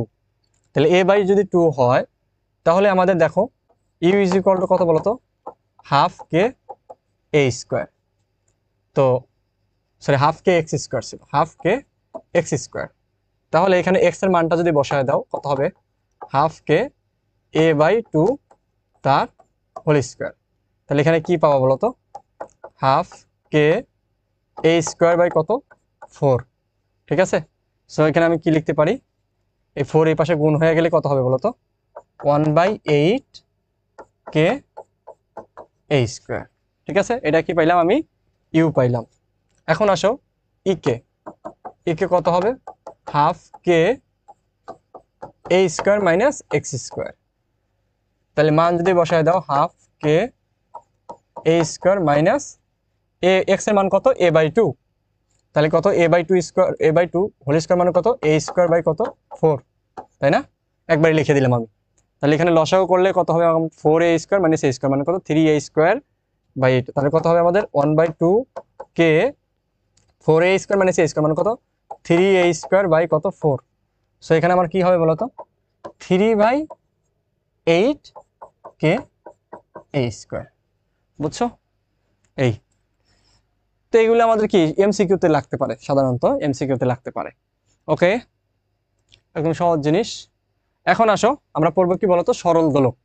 তার মানে আমাদের এই অধ্যায় 3টা টপিকস বলছিলাম, তাহলে প্রথম টপিকস আমাদের শেষ, ঠিক আছে। এখন আমরা কি পড়বো বলতো 2 নাম্বার টপিক সরল দোলক। এটাও খুবই গুরুত্বপূর্ণ, এখান থেকে বোর্ডে অনেক প্রশ্ন আসে। আমাদের এই অধ্যায় থেকে সাধারণত তোমার প্রশ্ন আসে হলো তোমার থেকে, মানে এই যে সরল দোলন থেকে, আর কি বলতো সরল দোলক থেকে। সরল দোলক থেকে সবচেয়ে বেশি আসে, ঠিক আছে। স্প্রিং থেকে মাঝে মাঝে আমাদের আসে। তো যাই হোক, স্প্রিং টপিকসটা আবার যে কাজ শক্তি ক্ষমতা অধ্যায় আছে, সরল দোলকের অনেক কিছু কাজ শক্তি ক্ষমতা অধ্যায় আছে। তো আমাদের সরল দোলকের ক্ষেত্রে একটু খেয়াল করে দেখো, একটি ভারী আয়তনহীন বস্তুকণাকে ওজনহীন নমনীয় ও অপ্রসারণশীল সুতা দিয়ে ঝুলিয়ে দিলে এটি যদি ঘর্ষণ এড়িয়ে স্বাধীনভাবে একটি উলম্ব তলে ঝুলতে পারে তবে তাকে সরল দোলক বলে। ওজনহীন নমনীয় অপ্রসারণশীল, ওজনহীন অপ্রসারণশীল এগুলো কি সুতা আছে নাই, বাট এটা কল্পনা, ঠিক আছে। তো মেইনলি কি আমাদের এইভাবে কি দুলতেছে, ঠিক আছে, এইভাবে, ঠিক আছে, এই বরাবর কি আমাদের দুলতেছে, ঠিক আছে, এই বরাবর দুলতেছে। তো এই বরাবর যদি দুলে তাহলে আমাদের কি হবে বলতো, সেটা কি বলতো আমাদের সরল দোলক হবে। ওকে, তো সরল দোলকের কিছু সূত্র আছে, দেখো সরল দোলকের সূত্র আমাদের কি বলতো কৌণিক বিস্তার, সাধারণত দেখো একটু খেয়াল করে কৌণিক বিস্তার কি বলতো, কৌণিক বিস্তার যদি আমাদের 4 ডিগ্রির কি বলতো বেশি না হয় তাহলে এই সূত্রগুলো প্রযোজ্য হবে।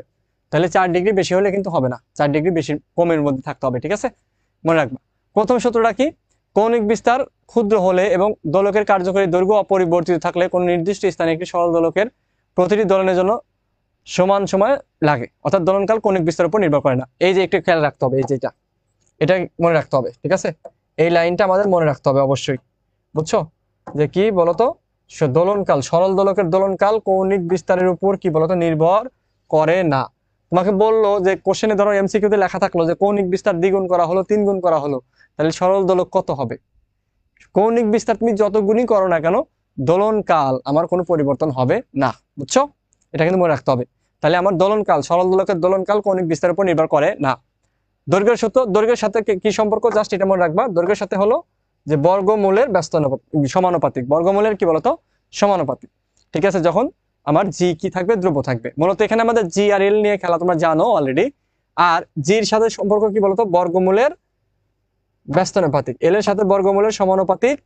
আর এল এর সাথে কি সম্পর্ক বলতো, এল এর সাথে বর্গমূলের, এই যে এল এর সাথে টির সাথে এল এর কি সম্পর্ক বর্গমূলের সমানুপাতিক, আর টির সাথে জির কি সম্পর্ক বর্গমূলের ব্যস্তানুপাতিক।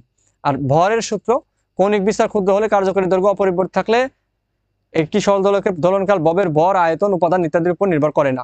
এই আমার ভর, ববের ভর যদি তুমি কি বাড়ায় দাও, মানে যেটা কি দুলতেছে, তো ওই যে তোমার কি বলতো যে কম ভর যেটা যেভাবে দুলবে, যে দোলনকাল লাগবে বড় বড় কি সেম দোলনকাল লাগবে, মনে রাখবা, ঠিক আছে। তাহলে এগুলোর উপর নির্ভর করে না, বিস্তার, ভর, টর, আয়তন এগুলোর উপর কি নির্ভর করবে না।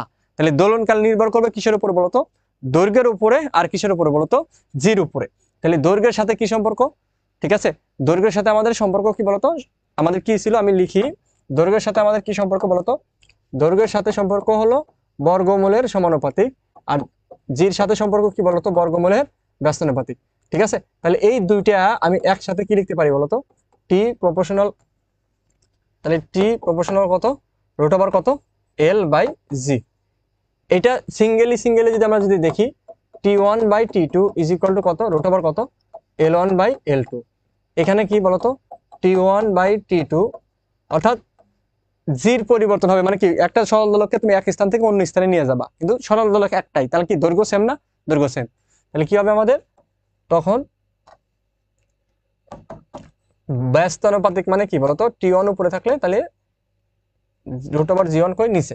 দেখো যদি তুমি এই ধরো এইখানে একটা সরল দোলক আছে, তাহলে এখানে একটা জি আছে, আমি অন্য একটা স্থানে গেলাম, ওখানে আর একটা সরল দোলক নিলাম, মানে কি দৈর্ঘ্য ভিন্ন, তখন আমাদের দৈর্ঘ্য এবং জি যদি দুইটাই পরিবর্তন হয়, তখন T1 by T2 is equal to কত বলতো, রুট ওভার L1 L2। তোমরা এই অনুপাত দিয়ে অঙ্ক তো তোমরা করতে পারোই, এমসিকিউতে বেশি কাজে লাগে এগুলা।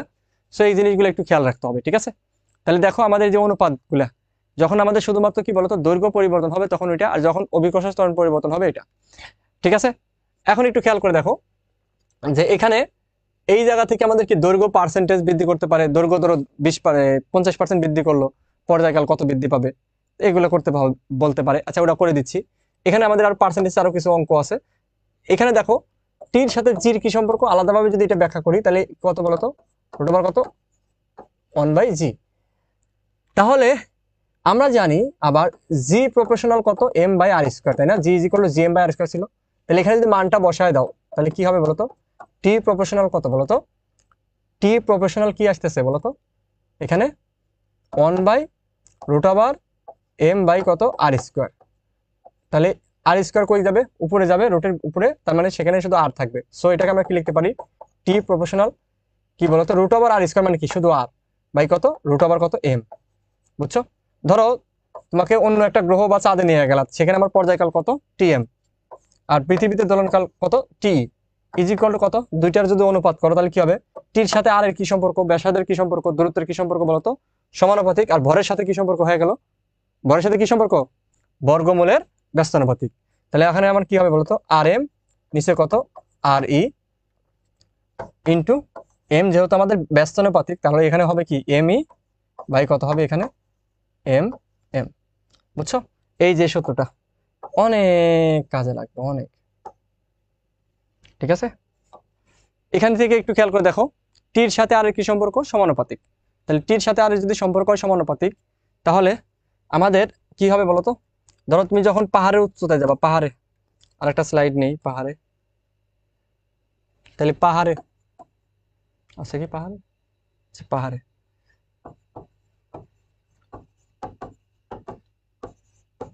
পাহাড়ের উচ্চতা, অর্থাৎ আমি কি ধরো ধরো এটা হলো আমাদের পৃথিবী, তো এখান থেকে এই যে ব্যাসার্ধ কত আর, তুমি উচ্চতায় গেছো মানে এইচ উচ্চতায় গেছো, তাহলে কত উচ্চতায় গেছো বলতো, আর প্লাস এইচ উচ্চতায় গেছো। এই যে এখানে এখানে যে আমরা টি মাপি, সেই টি কত বলতো, মানে টিই, ঠিক আছে। আর এইখানে এইচ উচ্চতায় যেটা মাপবা সেটা কত, টিএইচ, ঠিক আছে, টিএইচ। এখন দেখো তোমাকে এখান থেকে দুইটা জিনিস বের করতে বলবে, টিএইচ মানে পাহাড়ের উচ্চতায় পর্যায়কাল, আর একটা কি বলতো, আরেকটা হলো এইচ বের করো, কত উচ্চতা, ঠিক আছে, কত উচ্চতা।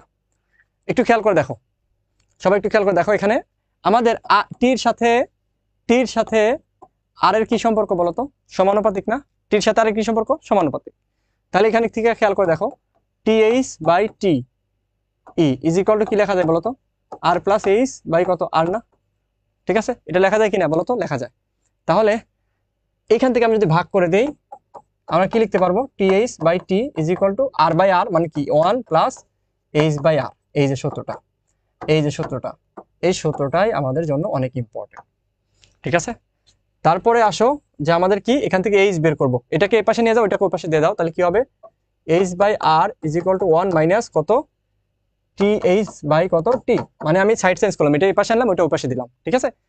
এখন দেখো এই আরটাকে গুণ করে দাও, তাহলে এইচ ইজ ইকুয়াল টু কত, 1 মাইনাস টি এইচ বাই কত টি টিই টিই, হ্যাঁ টিই, টি বা টিই যেটা লেখো না কেন কোনো সমস্যা নেই, ইন্টু কত আর। তাহলে ভাইয়ারা বুঝছো কিনা, বুঝছো কিনা দেখো, একটা সমীকরণ ওখান থেকে আমরা কতগুলো সমীকরণ নিয়ে আসতেছি, বুঝছো, অনেকগুলো সমীকরণ নিয়ে আসতেছি একটা থেকে। সো এইগুলো থেকে কিন্তু আমাকে প্রশ্ন আসবে পাহাড় উচ্চতা থেকে, ঠিক আছে। এগুলো খুবই খুবই খুবই গুরুত্বপূর্ণ এবং অনেক ইম্পর্টেন্ট, অনেক ইম্পর্টেন্ট। তাহলে দেখো আমাদের সূত্র একটা, এখান থেকে আমরা কতগুলো সূত্র আমরা আনতে পারি, অনেকগুলো সূত্র আনতে পারি। এটা কখন ইউজ হবে? তো আমরা দুইটা অঙ্ক করি, একটা দুটো অঙ্ক করলে মনে হয় ক্লিয়ার হবে তোমাদের। দুটো অঙ্ক করি তাহলে তোমাদের ক্লিয়ার হবে, ঠিক আছে? কেমন? ধরো আমি তোমাকে লিখলাম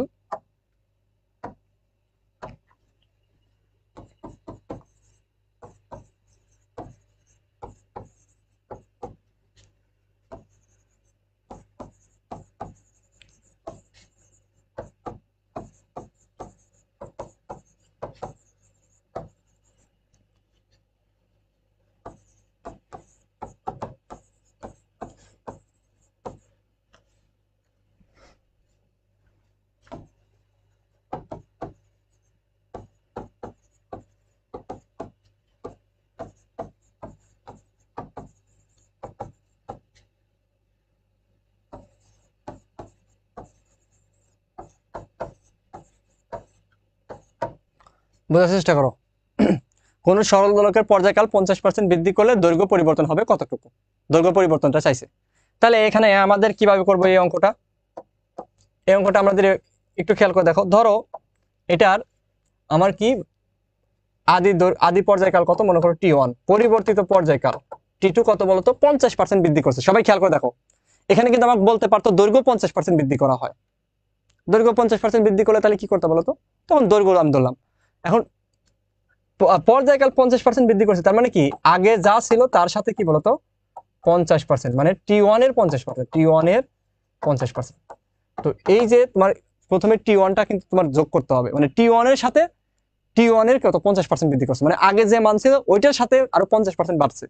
অনেকে কি করে T2 = T1 এর 50% করে, মানে এই যে তোমার আগের যে মানটা এটা কিন্তু যোগ করে না, এই জন্য ভুল হয়। তাহলে এখানে কি হবে বলতো? T1 প্লাস কত 0.5 T1, তাহলে কত হলো 50% মানে কি 0.5, তার মানে কত 1.5 T1। তাহলে T2 = কত 0.5 T1। এখানে দেখো আদি দৈর্ঘ্য কত আমাদের L1, পরিবর্তিত দৈর্ঘ্য কত বলতো L2 বের করতে হবে। আর আমাকে L2 যদি বের করতে পারি, আমার L2 কত সেটা বের করব, দেন আমাকে কি করতে হবে বলতো? মূলত ডেল এল কত সেটা আমাকে দরকার, ডেল এল কত সেটা দরকার, ঠিক আছে?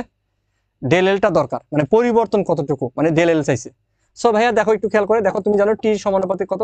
√L। তাহলে এখান থেকে আমরা কি জানি? T1/T2 = কত? √L1 কত L2। আমাকে বের করতে হবে কি বলতো? আমাকে L2 বের করতে হবে। তাহলে আমি এখানে কি লিখবো? L1/L2 = কত? T1/T2। আমি উভয় পাশে স্কোয়ার করলাম, যেহেতু L2টা বের করব তাহলে আমি কি করে দিই? উল্টায় দিই। তাহলে L2 কত L1 = T2/T1। T2 কত? T2/T1 তার হোল স্কোয়ার। দেখো T2 এর মান কত বলতো? এখানে 1.5 T1। তাহলে আমি একবারে লিখে দিই, হ্যাঁ? তাহলে কত 1.5 T1 কত T1। তোমরা বুঝছো তো নাকি আমি একবারে লিখলাম আর কি? ঠিক আছে, তাহলে এখন দেখো এই T1 কাটা গেল, কত 1.5 স্কোয়ার করলে কত হবে বলতো? 15, যদি 15 15 225, তার মানে 2.25। সো আমাদের এখানে কত হবে? L2 = কত? 2.25। L1 এই পাশে এসে গুণ হয়ে গেল, তাহলে আমি L2 পাইলাম। তাহলে ডেল এল কত বলতো? ডেল এল হলো কি L2 মাইনাস কত L1। তাহলে L2 কত পাইছো? 2.25 L1 মাইনাস L1। তাহলে 2.25 থেকে একটা L1 যদি বাদ দাও কত থাকবে বলতো? আমাদের 1.25 L1। অর্থাৎ ডেল এল কত বলতো? আমি যদি পার্সেন্টেজে নিই তাহলে কত? 125%। বুঝছো? বুঝছো কিনা সবাই বলো? সো এখানে তুমি যেটা করবা, তোমার জন্য হোমওয়ার্ক, সেটা কি বলতো? এখানে জাস্ট মনে রাখো, তুমি কি করবা? দৈর্ঘ্য 50% বাড়াবা, দৈর্ঘ্য 50% বাড়াবা, পর্যায়কাল কতটুকু পরিবর্তন হবে সেটা বের করবা। বিভিন্ন মান দিয়ে বইয়ে অনেক অঙ্ক আছে এই টাইপের, একটা দুইটা তিনটা অঙ্ক প্র্যাকটিস করবা। তারপরে আসো,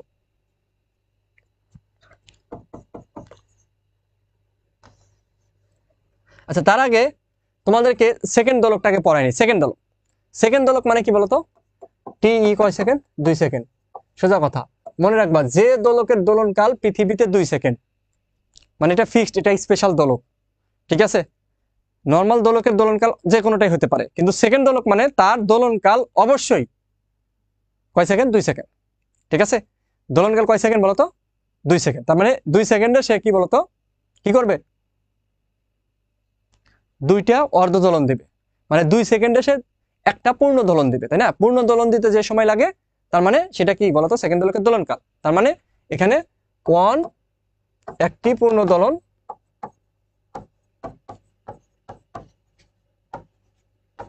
কয় সেকেন্ড, 2 সেকেন্ড। ঠিক আছে, মনে রাখবা। তাহলে একটি অর্ধ দোলন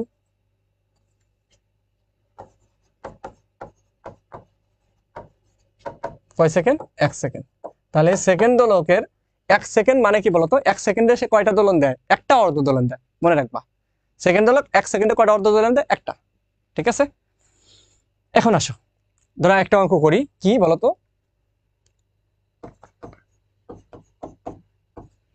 একদম খুবই পরিচিত একটা অঙ্ক, পৃথিবীর ভর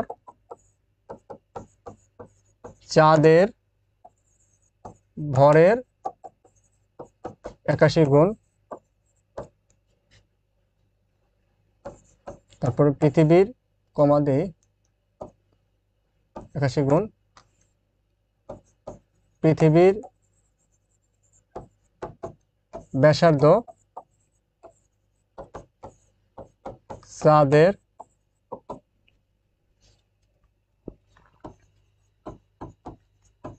ব্যাসার্ধের 4 গুণ। তোমরা এই অঙ্ক সবাই মনে হয় করছো। একটি সেকেন্ড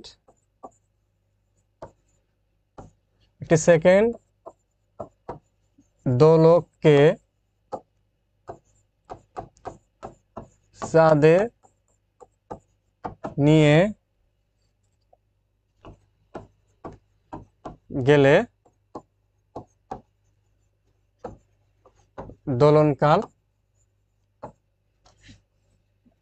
দোলনকাল কত হবে? ওকে, একটু খেয়াল করে দেখো কি কি মান দেওয়া আছে, আমরা একটু বোঝার চেষ্টা করি। ধরো চাঁদের ভর আমি ধরলাম কত, mm, কি বলতো, চাঁদের ভর। তাহলে আমার কি হবে বলতো, তাহলে me মানে পৃথিবীর ভর me ইজ ইকুয়াল টু কত হবে বলতো, 81 না, 81 mm না? কারণ আমাকে বলছে কি বলতো, যে পৃথিবীর ভর চাঁদের ভরের 81 গুণ। তাহলে আমি ধরলাম চাঁদের ভর কত mm, তাহলে আমার me পৃথিবীর ভর কত হবে, 81 mm। আবার ধরো তাহলে কত, আর ইজ ইকুয়াল টু কত হবে বলতো, 4rm না? ধরলাম আমি কত, rm। তুমি বুঝো rm মানে কি, চাঁদের ব্যাসার্ধ। আমাকে পৃথিবীর ব্যাসার্ধ চাঁদের ব্যাসার্ধ কয় গুণ বলতো, 4 গুণ। ঠিক আছে, আমাকে বলছে কি সেকেন্ড দোলক, তার মানে সেকেন্ড দোলক মানে পৃথিবীতে দোলনকাল কয় সেকেন্ড, 2 সেকেন্ড। আমি ওই দোলকটাকে চাঁদে নিয়ে গেছি, ওই জায়গায় দোলনকাল কত মানে tm কত সেটা বের করতে বলছে। সো ভাইয়া তোমরা এটা জানো, তোমাদের অলরেডি আমি লিখে দিয়েছি, যে খুবই সিম্পল, যে tm by t is equal to কত। তোমরা এখান থেকে মনে রাখতে পারো, এই যে এই লাইন থেকে মনে রাখতে পারো, এখান থেকে, এই যে এখানে লিখছি দেখো, এই যে এখান থেকে একদম মেইন সমীকরণ থেকে আনতে পারো, অথবা ডিরেক্টলি এটা মনে রাখতে পারো। টির সাথে আর এর কি সম্পর্ক বলতো, টির সাথে আর এর সম্পর্ক হলো, কি নরমাল সমানুপাতিক, বাট এম এর সাথে কি সম্পর্ক, বর্গমূলের ব্যস্তানুপাতিক। এই ঘুমায়ও না। তাহলে দেখো একটু খেয়াল করে, তাহলে tm বাই কত, টি ইজ ইকুয়াল টু কত হবে বলতো, rm by r e into root over me by কত, mm। বুঝছো, আমি একবার বসাই দিলাম। এখন একটু মানটা বসায় দাও ভাইয়ারা, rm আর ই কত বলতো, 4rm ইন্টু me কত, 81 mm বাই কত, mm। তাহলে mm কাটা গেল, রুট ওভার 81 মানে কত, 9। তাহলে এখানে rm কাটা গেল, তাহলে 9/4, আর টি এই পাশে গুণ হয়ে যাবে। তাহলে সুতরাং tm ইজ ইকুয়াল টু কত, 9/4 ইন্টু টিই, টি কত, 2 সেকেন্ড। বুঝছো, টিই, তাহলে আমার কত, 9/4 ইন্টু কত, 2।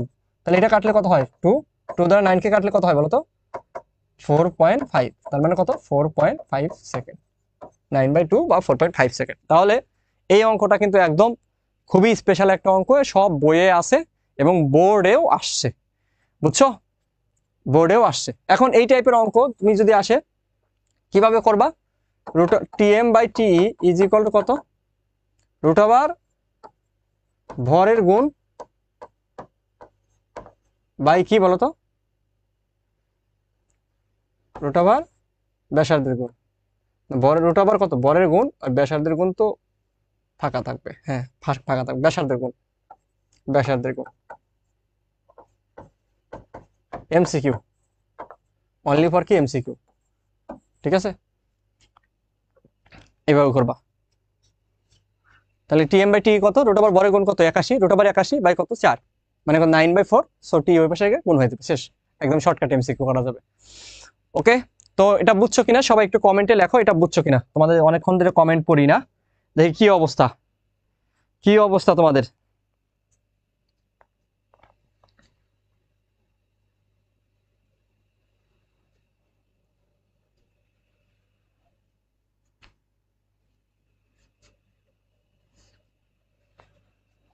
ও মাই গড, 2 সেকেন্ড 2 সেকেন্ড করে লিখে সবাই ফাটা লাইছে, পাগল হয়ে গেছো নাকি তোমরা?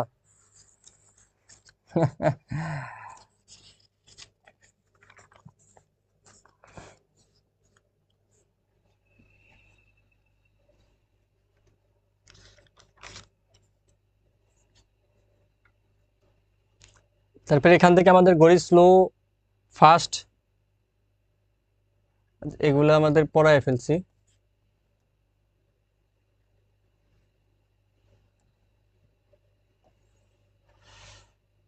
পরিবর্তন পড়াইছি।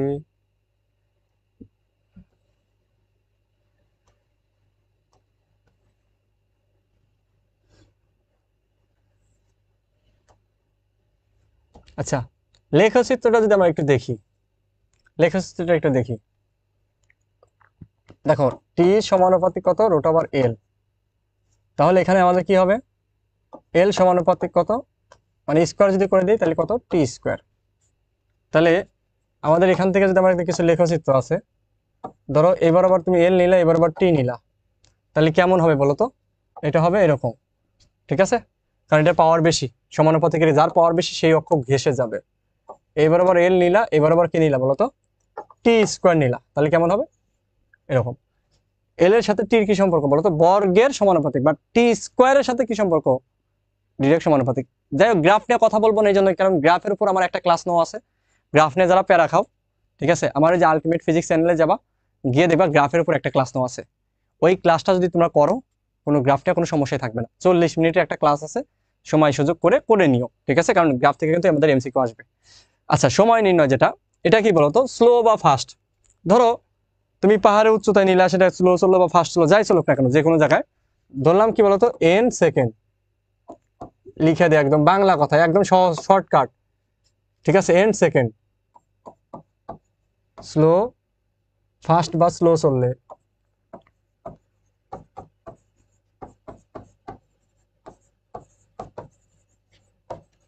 ঠিক আছে, এন্ড সেকেন্ড কি বলতো? ফাস্ট বা স্লো যদি চলে, হুম, কিসের ক্ষেত্রে বলতো? চললে, দোলক ঘড়ির ক্ষেত্রে। দোলক মানে কি বলতো? সেকেন্ড দোলক। দোলক ঘড়ির ক্ষেত্রে পরিবর্তিত সময়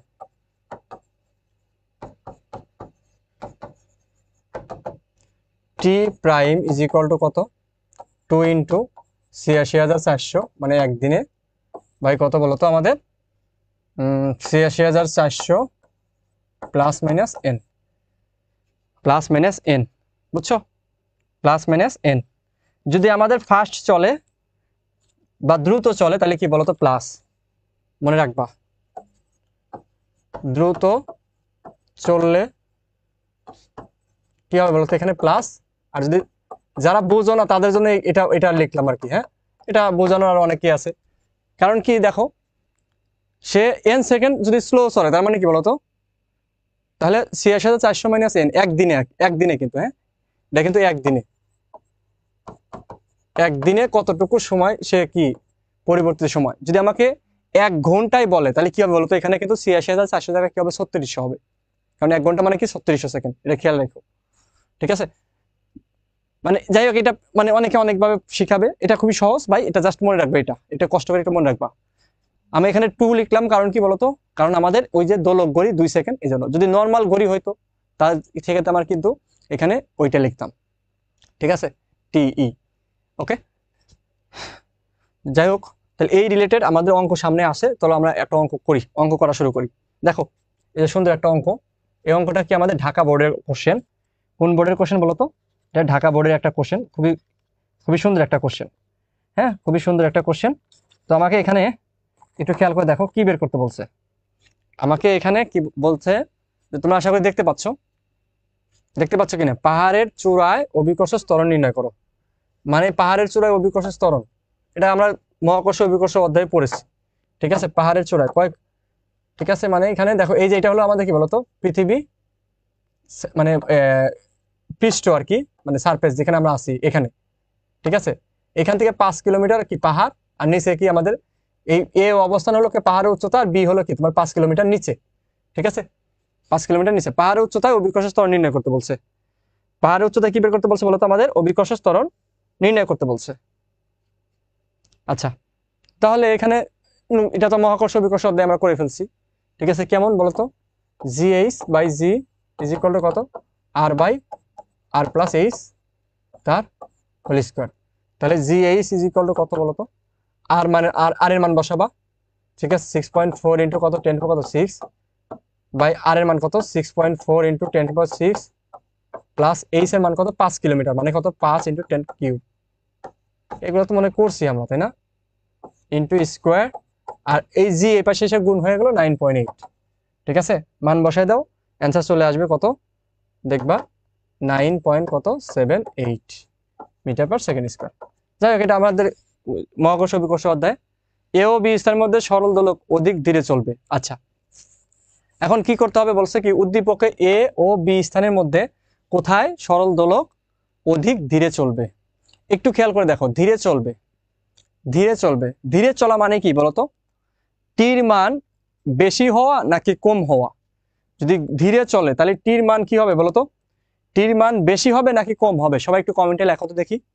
ধীরে চললে, ধীরে চললে টির মান কি কম নাকি বেশি বলো? ধীরে চললে, ধীরে চলা মানে কি বলতো? পর্যায়কাল বেশি, মানে কি টি বেশি। আর টি বেশি মানে কি বলতো? জি কম। দ্রুত চললে, তার মানে কি টি কম, পর্যায়কাল কম, মানে কি পর্যায়কাল কম দেখে তো সে দ্রুত চলতেছে। জি বেশি, কারণ টির সাথে জির কি সম্পর্ক? বর্গমূলের ব্যস্তানুপাতিক, তাই না? সো জির মান যদি বেশি হয় টির মান কি হবে? কম হবে। আর জির মান কম হলে টির মান কি হবে? বেশি হবে। তাহলে আমাকে কোথায় এ আর বি, এ হলো কি আমার বলতো এও 5 কিলোমিটার উপরে, বিও কি 5 কিলোমিটার নিচে। তাহলে আমাদের এ অবস্থানে অলরেডি আমরা কি বের করছি বলতো? জি এ আমরা পাইছি কত? 9.78 মিটার/সেকেন্ড স্কয়ার, কিন্তু আমরা পাইছি, পাইছি কিনা বলো? পাইছি। এখন আমাকে একটু খেয়াল করে দেখো যে বি অবস্থানের ক্ষেত্রে, তাহলে বি অবস্থান মানে কি আমাদের নিচে, তাহলে জিবি ইজ ইকুয়াল টু কত? 1 - d/r ইন্টু জি ছিল, তাই না? গভীরে। হ্যাঁ, তাহলে আমরা যদি মান বসায় দিই তাহলে কত হবে? 1 - d, মানে 5 কিলোমিটার গভীরে, কত 5 ইন্টু কত 10 কিউব, নিচে আর আর কত 6.4 ইন্টু কত 10 কত 6 ইন্টু কত জি 9.8, গুণ করে দাও, কত আসে বলো তো? এখানে আসবে হলো 9.79 মিটার/সেকেন্ড স্কয়ার। মনে রাখবা একটা জিনিস, ধরো তুমি সেম দূরত্ব উপরে যাবা, সেম দূরত্ব নিচে যাবা, উপরে মানটা কি বেশি কমবে, মান দুই জায়গায় কমবে কিন্তু উপরে বেশি কমবে। তাহলে এখানে একটু খেয়াল করে দেখো তো কি হয়। জিবি গ্রেটার দেন কত বলতো? জি এ। জিবি গ্রেটার দেন যদি জি এ হয় তাহলে কার টি বেশি বলতো? তাহলে সেক্ষেত্রে কি হবে বলতো? সুতরাং টি এ গ্রেটার দেন কি হবে? টিবি, তাই না? উল্টা, জির ক্ষেত্রে জি আর টির সাথে কি উল্টা হবে, তাই তো? সো টি এ অবস্থানে আমার কি বলতো? পর্যায়কাল বেশি, তার মানে এ অবস্থানে ধীরে চলবে। যেখানে পর্যায়কাল বেশি সেখানে কি ধীরে চলে, যেখানে পর্যায়কাল বেশি সেখানে কি বলতো? ধীরে চলবে। সবাই ক্লিয়ার কিনা আমাকে একটু বলো।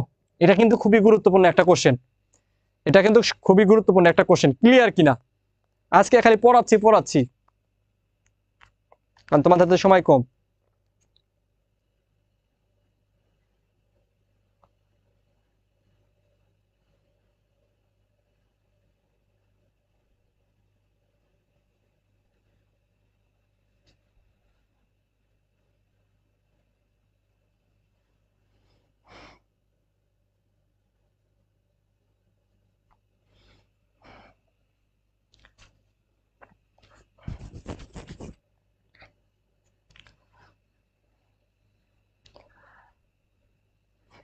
ওকে, নুসাইফা আক্তার ক্লিয়ার, জুবাইর আহমেদ সিফাত ক্লিয়ার, সাকিব হোসেন ক্লিয়ার, সৈয়দা কাইফা ক্লিয়ার, পারি খাতুন ক্লিয়ার, ইকরা ক্লিয়ার। তারপর আর কে কে ক্লিয়ার দেখি, কমেন্ট করো তো দেখি। কি অমি, তারপর যে তাহমিদ, নাফিস, নাইম, তোমরা কি ক্লিয়ার না? ওকে, নাফিস ক্লিয়ার বলছো, শাহিদুল ইসলাম খোকন ক্লিয়ার ভাইয়া, ঠিক আছে ওকে। তার মানে এটা সবাই বুঝতে পারছো। ওকে, তারপরে আসো, এটা তোমাদের জন্য কি বলতো HW, ঠিক আছে, এটা করবা, একদম সহজ একটা কোশ্চেন। কি বলতো, একটি সেকেন্ড হলো ক অঞ্চলে, খ অঞ্চলে নেওয়া হলো, ক থেকে খতে, সিলেট বোর্ডের 16 সালের কোশ্চেন এটা। ক অঞ্চলে আমাকে জির মান দেওয়া আছে এটা, খ অঞ্চলে জির মান দেওয়া আছে এটা। ক অঞ্চলের দোলকটির কার্যকর দৈর্ঘ্য নির্ণয় করো, জি দেওয়া আছে, ঠিক আছে। দোলকটির কি বলতো কার্যকরী দৈর্ঘ্য নির্ণয় করতে বলছে, দোলকটির কি বলতো কার্যকরী দৈর্ঘ্য নির্ণয় করতে বলছে। হ্যাঁ, তাহলে আমাদের যেহেতু সেকেন্ড দোলক, তার মানে তুমি টি ক কত বলতো 2 সেকেন্ড, তাহলে টির মান জানো, তুমি জির মান জানো, তাহলে কি এল বের করতে পারবা না? টি ইজ ইকুয়াল টু কত, 2 পাই রুট ওভার কত এল বাই জি। তোমাকে এল বের করতে, তাহলে স্কোয়ার করে দাও, তাহলে কত হবে, t square 4 pi square l by কত জি। তাহলে এখানে কি হবে, এল ইজ ইকুয়াল টু কি লেখা যায় বলো তো, এল ইজ ইকুয়াল টু কি লেখা যায়, এটা গুণ হয়ে যাবে, তাহলে এল ইজ ইকুয়াল টু কত, জি টি স্কোয়ার বাই কত 4 পাই স্কোয়ার। এখানে জির মান কত, জি কত 9.78, আর টির মান কত 2 সেকেন্ড, যেহেতু সেকেন্ড হলো 4 পাই স্কোয়ার, মান বসায় দাও, কত আসে বলো তো। মান সেকেন্ড, আমি হোমওয়ার্ক দিলাম কিন্তু করিয়ে দিলাম, যাও কত আসবে মান, 0. যেহেতু সেকেন্ড দলক মানে তার দৈর্ঘ্য হলো এটা মিটার, মানে কি 99.19 সেন্টিমিটার, ঠিক আছে। সেকেন্ড দলক দৈর্ঘ্য, সেকেন্ড দলকের দৈর্ঘ্য বের করতে বললে মনে করবা যে এইটাই অ্যান্সার আসবে শিওর, ঠিক আছে। তারপরে দেখো কি বলছে, খ অঞ্চলে দোলকটি দোলনকাল পরিবর্তন ঘটবে, কি দোলনকালের পরিবর্তন, সে টি থেকে মানে ক থেকে খতে নিছে, এখানে কি জির মানের পরিবর্তন হয়েছে, তাহলে অবশ্যই পরিবর্তন ঘটবে। যেহেতু সেম দোলক দৈর্ঘ্য তো সেম থাকবে, তাহলে আমাকে এখানে ক অঞ্চলে মানে টি ক কত 2 সেকেন্ড, তাহলে আমরা কি বের করবো বলতো, টি খ ইজ ইকুয়াল টু কত 2 পাই রুট ওভার কত এল বাই কত জি খ, ঠিক আছে। তাহলে এখন দেখো 2 পাই এল কত ছিল আমাদের, এল ছিল 0.9919 বাই খ কত আমাদের কত 9.83, করো দেখো কত আসে, 1.993 সেকেন্ড, মানে 2 সেকেন্ডের জায়গায় এখানে কি এটা হয়েছে। এখানে দেখো 9.78 আর এখানে কত 9.83, মানে জির মানটা বাড়ছে, জির মান বাড়ছে মানে তো টির মান কি আমার বলতো কমবে। তাহলে এখানে ছিল 2 সেকেন্ড, এখানে কত হয়েছে 1.9, তার মানে কতটুকু বাড়ছে কমছে বলতো, তাহলে কমছে ডেল টি কত হবে বলতো 2 মাইনাস 1.993, এটা করলে আমাদের কত হবে বলতো 0.01 সেকেন্ড কি বলতো কমছে, দেখাইতে হবে, ঠিক আছে, করে দিলাম। ওকে, তো এখন চলো আমরা স্প্রিং পড়বো, স্প্রিং স্প্রিং। আচ্ছা একটা হোমওয়ার্ক দেই তোমাদের, এই যে এটা হোমওয়ার্ক, ঠিক আছে। পাহাড়ের চূড়ায় দোলকটির দোলনকাল নির্ণয় করো, এটা অবশ্যই হোমওয়ার্ক, এটা সবাই করবা, এটা করবা, মানে বোর্ডের 8-10টা করে প্রশ্ন করবে, এগুলো দেখো বোর্ড প্রশ্ন, ঢাকা বোর্ড 23 সালের কোশ্চেন। একটি সেকেন্ড দোলক কোন একটি পাহাড়ের পাদদেশ থেকে সঠিক সময় দেয়, কিন্তু দোলকটি পাহাড়ের চূড়ায় নিয়ে গেলে প্রতি সেকেন্ডে সে কি প্রতি ঘন্টায় 30 সেকেন্ড কি বলতো 30 সেকেন্ড ধীরে চলে, প্রতি ঘন্টায় পৃথিবীর ব্যাসার্ধ দেওয়া আছে পাহাড়ের চূড়ায় দোলকটির দোলনকাল কত। হ্যাঁ, পাহাড়ে নিয়ে গেলে সে ধীরে চলতেছে, তাহলে ধীরে চললে কি হবে বলতো, আমাদের দোলনকাল চাইছে না, দোলনকাল চাইছে, তাহলে সে আমাকে পাহাড়ের চূড়ায় তাহলে ধীরে চলে, তার মানে আমি টি প্রাইম ইজ ইকুয়াল টু কত 2 ইন্টু, আমাকে এখানে প্রতি ঘন্টায় একদিনে চাই না কিন্তু, তার মানে কত 3600 ভাই কত 3600 কি চলে বলতো ধীরে চলে না, তার মানে কি -30 সেকেন্ড, এটা করলে যা হবে সেটাই আমার কি বলতো সময়। ঠিক আছে, বাকিটা করে নিবা। উদ্দীপক তথ্যভিত্তিক পাহাড়ের উচ্চতা নির্ণয় করা যাবে কিনা? অবশ্যই যাবে। ঠিক আছে, অবশ্যই যাবে। ঠিক আছে, সেটা বের করবা। এইচটা বের করবা, এইচ কত হবে সেটা বের করবা। আগে নিয়ম শিখাই দিছি, বের করবা। ঠিক আছে, আচ্ছা আমাদের স্প্রিংটা শিখতে হবে। স্প্রিং, এখানে স্প্রিং, স্প্রিং ওকে। স্প্রিংটা যদি আমরা দেখি,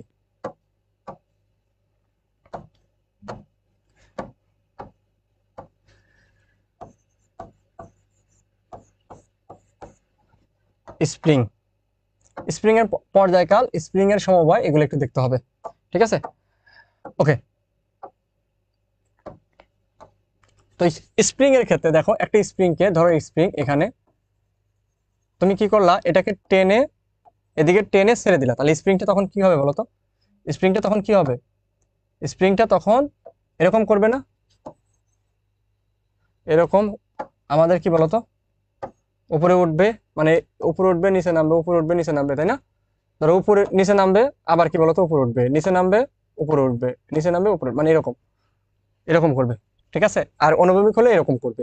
ঠিক আছে, তো একটু খেয়াল করে দেখো, তাহলে এখানে আমার কি বলতো একটা পর্যায়কাল আমি পাবো। সো এই পর্যায়কাল আমাকে বের করতে হবে। স্প্রিং এর ক্ষেত্রে দুইটা সূত্র আছে পর্যায়কাল বের করার। কয়টা সূত্র আছে বলতো? দুইটা সূত্র আছে। নাম্বার 1, পর্যায়কাল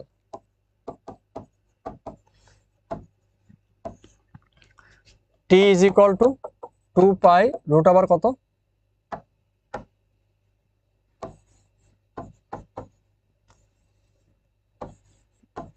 এক্স বাই জি।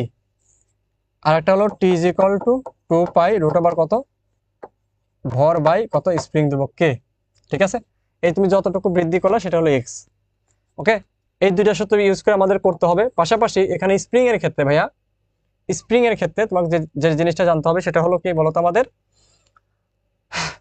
সেটা হলো এই যে বল f is equal to k x, এটা আমরা জানি। এবং স্প্রিং এর ক্ষেত্রে কি তো কাজ, ডাব্লিউ ইজ ইকুয়াল টু কত, হাফ কে এক্স স্কোয়ার। ঠিক আছে, এটা আমরা গত ক্লাসে পড়ছি।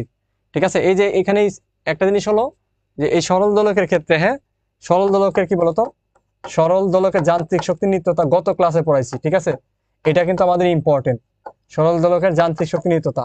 তো ওটা কিন্তু আমাদের কাজ শক্তি ক্ষমতা অধ্যায়ে আছে, যান্ত্রিক শক্তির নিত্যতা। হ্যাঁ, এটা আমাদের কি বলতো, এটা হলো আমাদের 3 স্টার। সো এখানে কিন্তু এখান থেকে কিন্তু আমাদের প্রশ্ন আসবে, বুঝছো? তো এটা কিন্তু আমি গত ক্লাসে পড়াইছি, এই জন্য এই ক্লাসে পড়াইলাম না। আবার স্প্রিং দিয়ে গত ক্লাসে কি আমি পড়াইছি, এই জন্য এই ক্লাসে এত বেশি পড়াইনি। ঠিক আছে, এখানে আমাদের স্প্রিং এর পর্যায়কাল বের করার সূত্রগুলো জাস্ট জানো। আর একটা হলো স্প্রিং এর কি বলতো, তোমার সমবায় আছে, স্প্রিং সমবায়, মানে স্প্রিং সংযুক্ত করবা কিভাবে, স্প্রিং সমবায় আর হলো স্প্রিং বিভক্তি, দুইটা জিনিস করে আমরা ক্লাসটা শেষ করব। স্প্রিং সমবায়, ঠিক আছে, জাস্ট সূত্রগুলো লিখে দেই। দেখো, ধরো তোমার স্প্রিং বেশি দরকার, বেশি স্থিতিস্থাপক বল দরকার, তাহলে স্প্রিং এর ক্ষেত্রে তোমার একটার সাথে আরেকটা সংযুক্তি দিতে হবে না? কোনো কোনো গাড়িতে দেখবে একটা স্প্রিং আছে, আবার কোনো কোনো গাড়িতে দুইটা তিনটে স্প্রিং আছে। ঠিক আছে, সো এই যে দুইটা তিনটে স্প্রিং কিভাবে যুক্ত আছে সেটা যদি আমরা দেখি, তো এখানে আমাদের 1/ks, মানে শ্রেণীতে যদি তুমি যুক্ত করো তাহলে কত হবে, 1/ks, 1/k1 plus 1/k2 1/k3, এরকম করে পারবে। হ্যাঁ, অর্থাৎ স্প্রিংটা কি বলতো, এই যে এখানে একটা স্প্রিং আছে, আবার কি বলতো এখানে একটা স্প্রিং আছে, আবার এখানে একটা স্প্রিং আছে, এরকম। ঠিক আছে, বা নিচের দিকেও দিলে এরকম একটা সাথে আরেকটা যুক্ত আছে। আর যখন প্যারালালে যুক্ত করবা তখন কেপি ইজ ইকুয়াল টু কত, k1 প্লাস k2 প্লাস কত, k3। ঠিক আছে, স্প্রিং এর সংযোগ নিয়ে এত প্যারানোর দরকার নেই, তোমাদের এত কঠিন অঙ্ক আসবে না, সমস্যা নেই। ধরো কি বলতো, এখানে আছে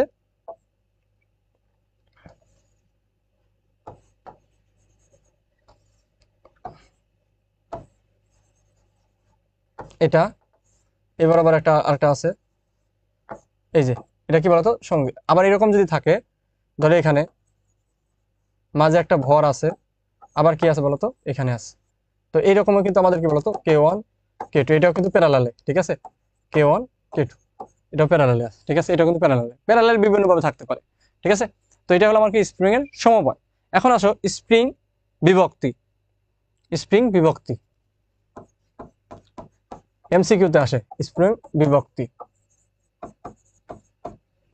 ধরো একটা স্প্রিং ধ্রুবক বিশিষ্ট, মান থাকতে পারে নাও পারে, এটাকে আমি কি করলাম বলতো, ধরো 3:2 অনুপাতে ভাগ করলাম, বলা থাকবে।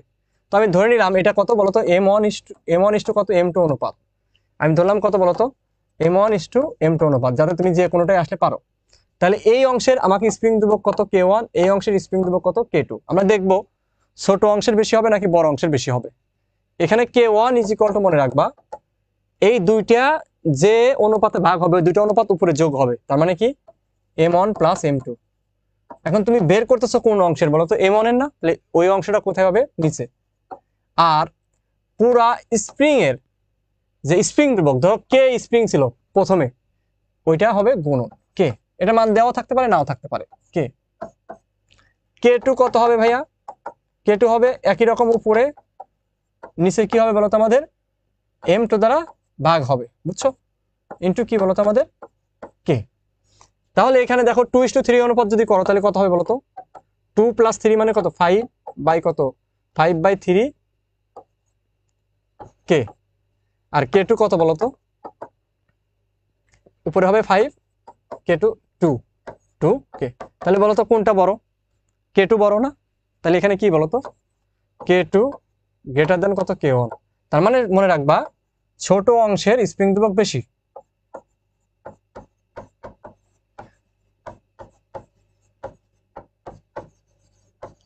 বুঝছো? তো তোমাদের এই আর কি। আর স্প্রিং নিয়ে যে কাজ, বল, স্প্রিং বল, এগুলো গত ক্লাসে পড়ছি, সো এগুলো কিন্তু পড়তে হবে ভাইয়া। তো ক্লাস মোটামুটি শেষ। সবাই একটু কমেন্টে লেখো পুরো ক্লাসটি তোমরা বুঝতে পারছো কিনা। সবাই একটু ফার্স্ট কমেন্টে লেখো ভাইয়ারা, পুরো ক্লাসটি তোমরা বুঝছো কিনা, একটু কমেন্টে লেখো। হ্যাঁ, পুরো ক্লাসটি তোমরা বুঝছো কিনা, সবাই একটু কমেন্টে লেখো যে পুরো ক্লাসটি তোমরা বুঝছো কিনা। একদম আমার জায়গা থেকে ভাইয়া সর্বোচ্চ সহজে এবং কোনো কথা না বলে, কোনো ফাঁসুকি আলাপ না করে, একদম ডিরেক্ট পুরো যতক্ষণ ক্লাস হয়েছে আজকে পুরো সময় আমরা জাস্ট পড়ছি, মাঝে 1-2 মিনিট আমরা হয়তো বা কি করছি বলতো, তোমাদের কাছ থেকে কমেন্টটা নিচ্ছি।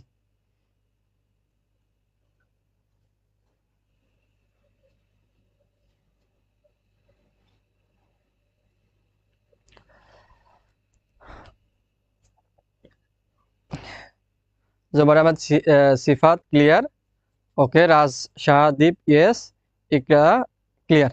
ওকে, তাহলে আমরা কি করলাম বলতো, আমরা অলরেডি তোমাদের শর্ট সিলেবাসের 14টা অধ্যায়ের মধ্যে 7টা অধ্যায় শেষ করে ফেললাম, ঠিক আছে।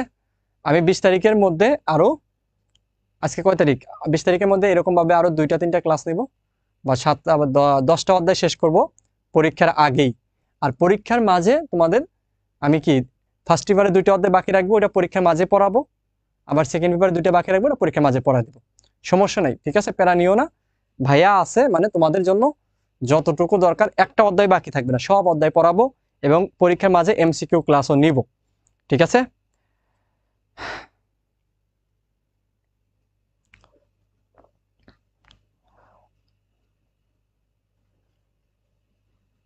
ঠিক আছে, সবাই জাস্ট ভাইয়ার জন্য দোয়া করো। আর তোমরা সবাই মনোযোগ দিয়ে পড়াশোনা করতে থাকো, ঠিক আছে। ইনশাল্লাহ তোমাদের সাথে নেক্সট ক্লাসে আবার দেখা হবে। সে পর্যন্ত সবাই ভালো থাকো, সুস্থ থাকো। আল্লাহ হাফেজ। আসসালামু আলাইকুম ওয়া রাহমাতুল্লাহ।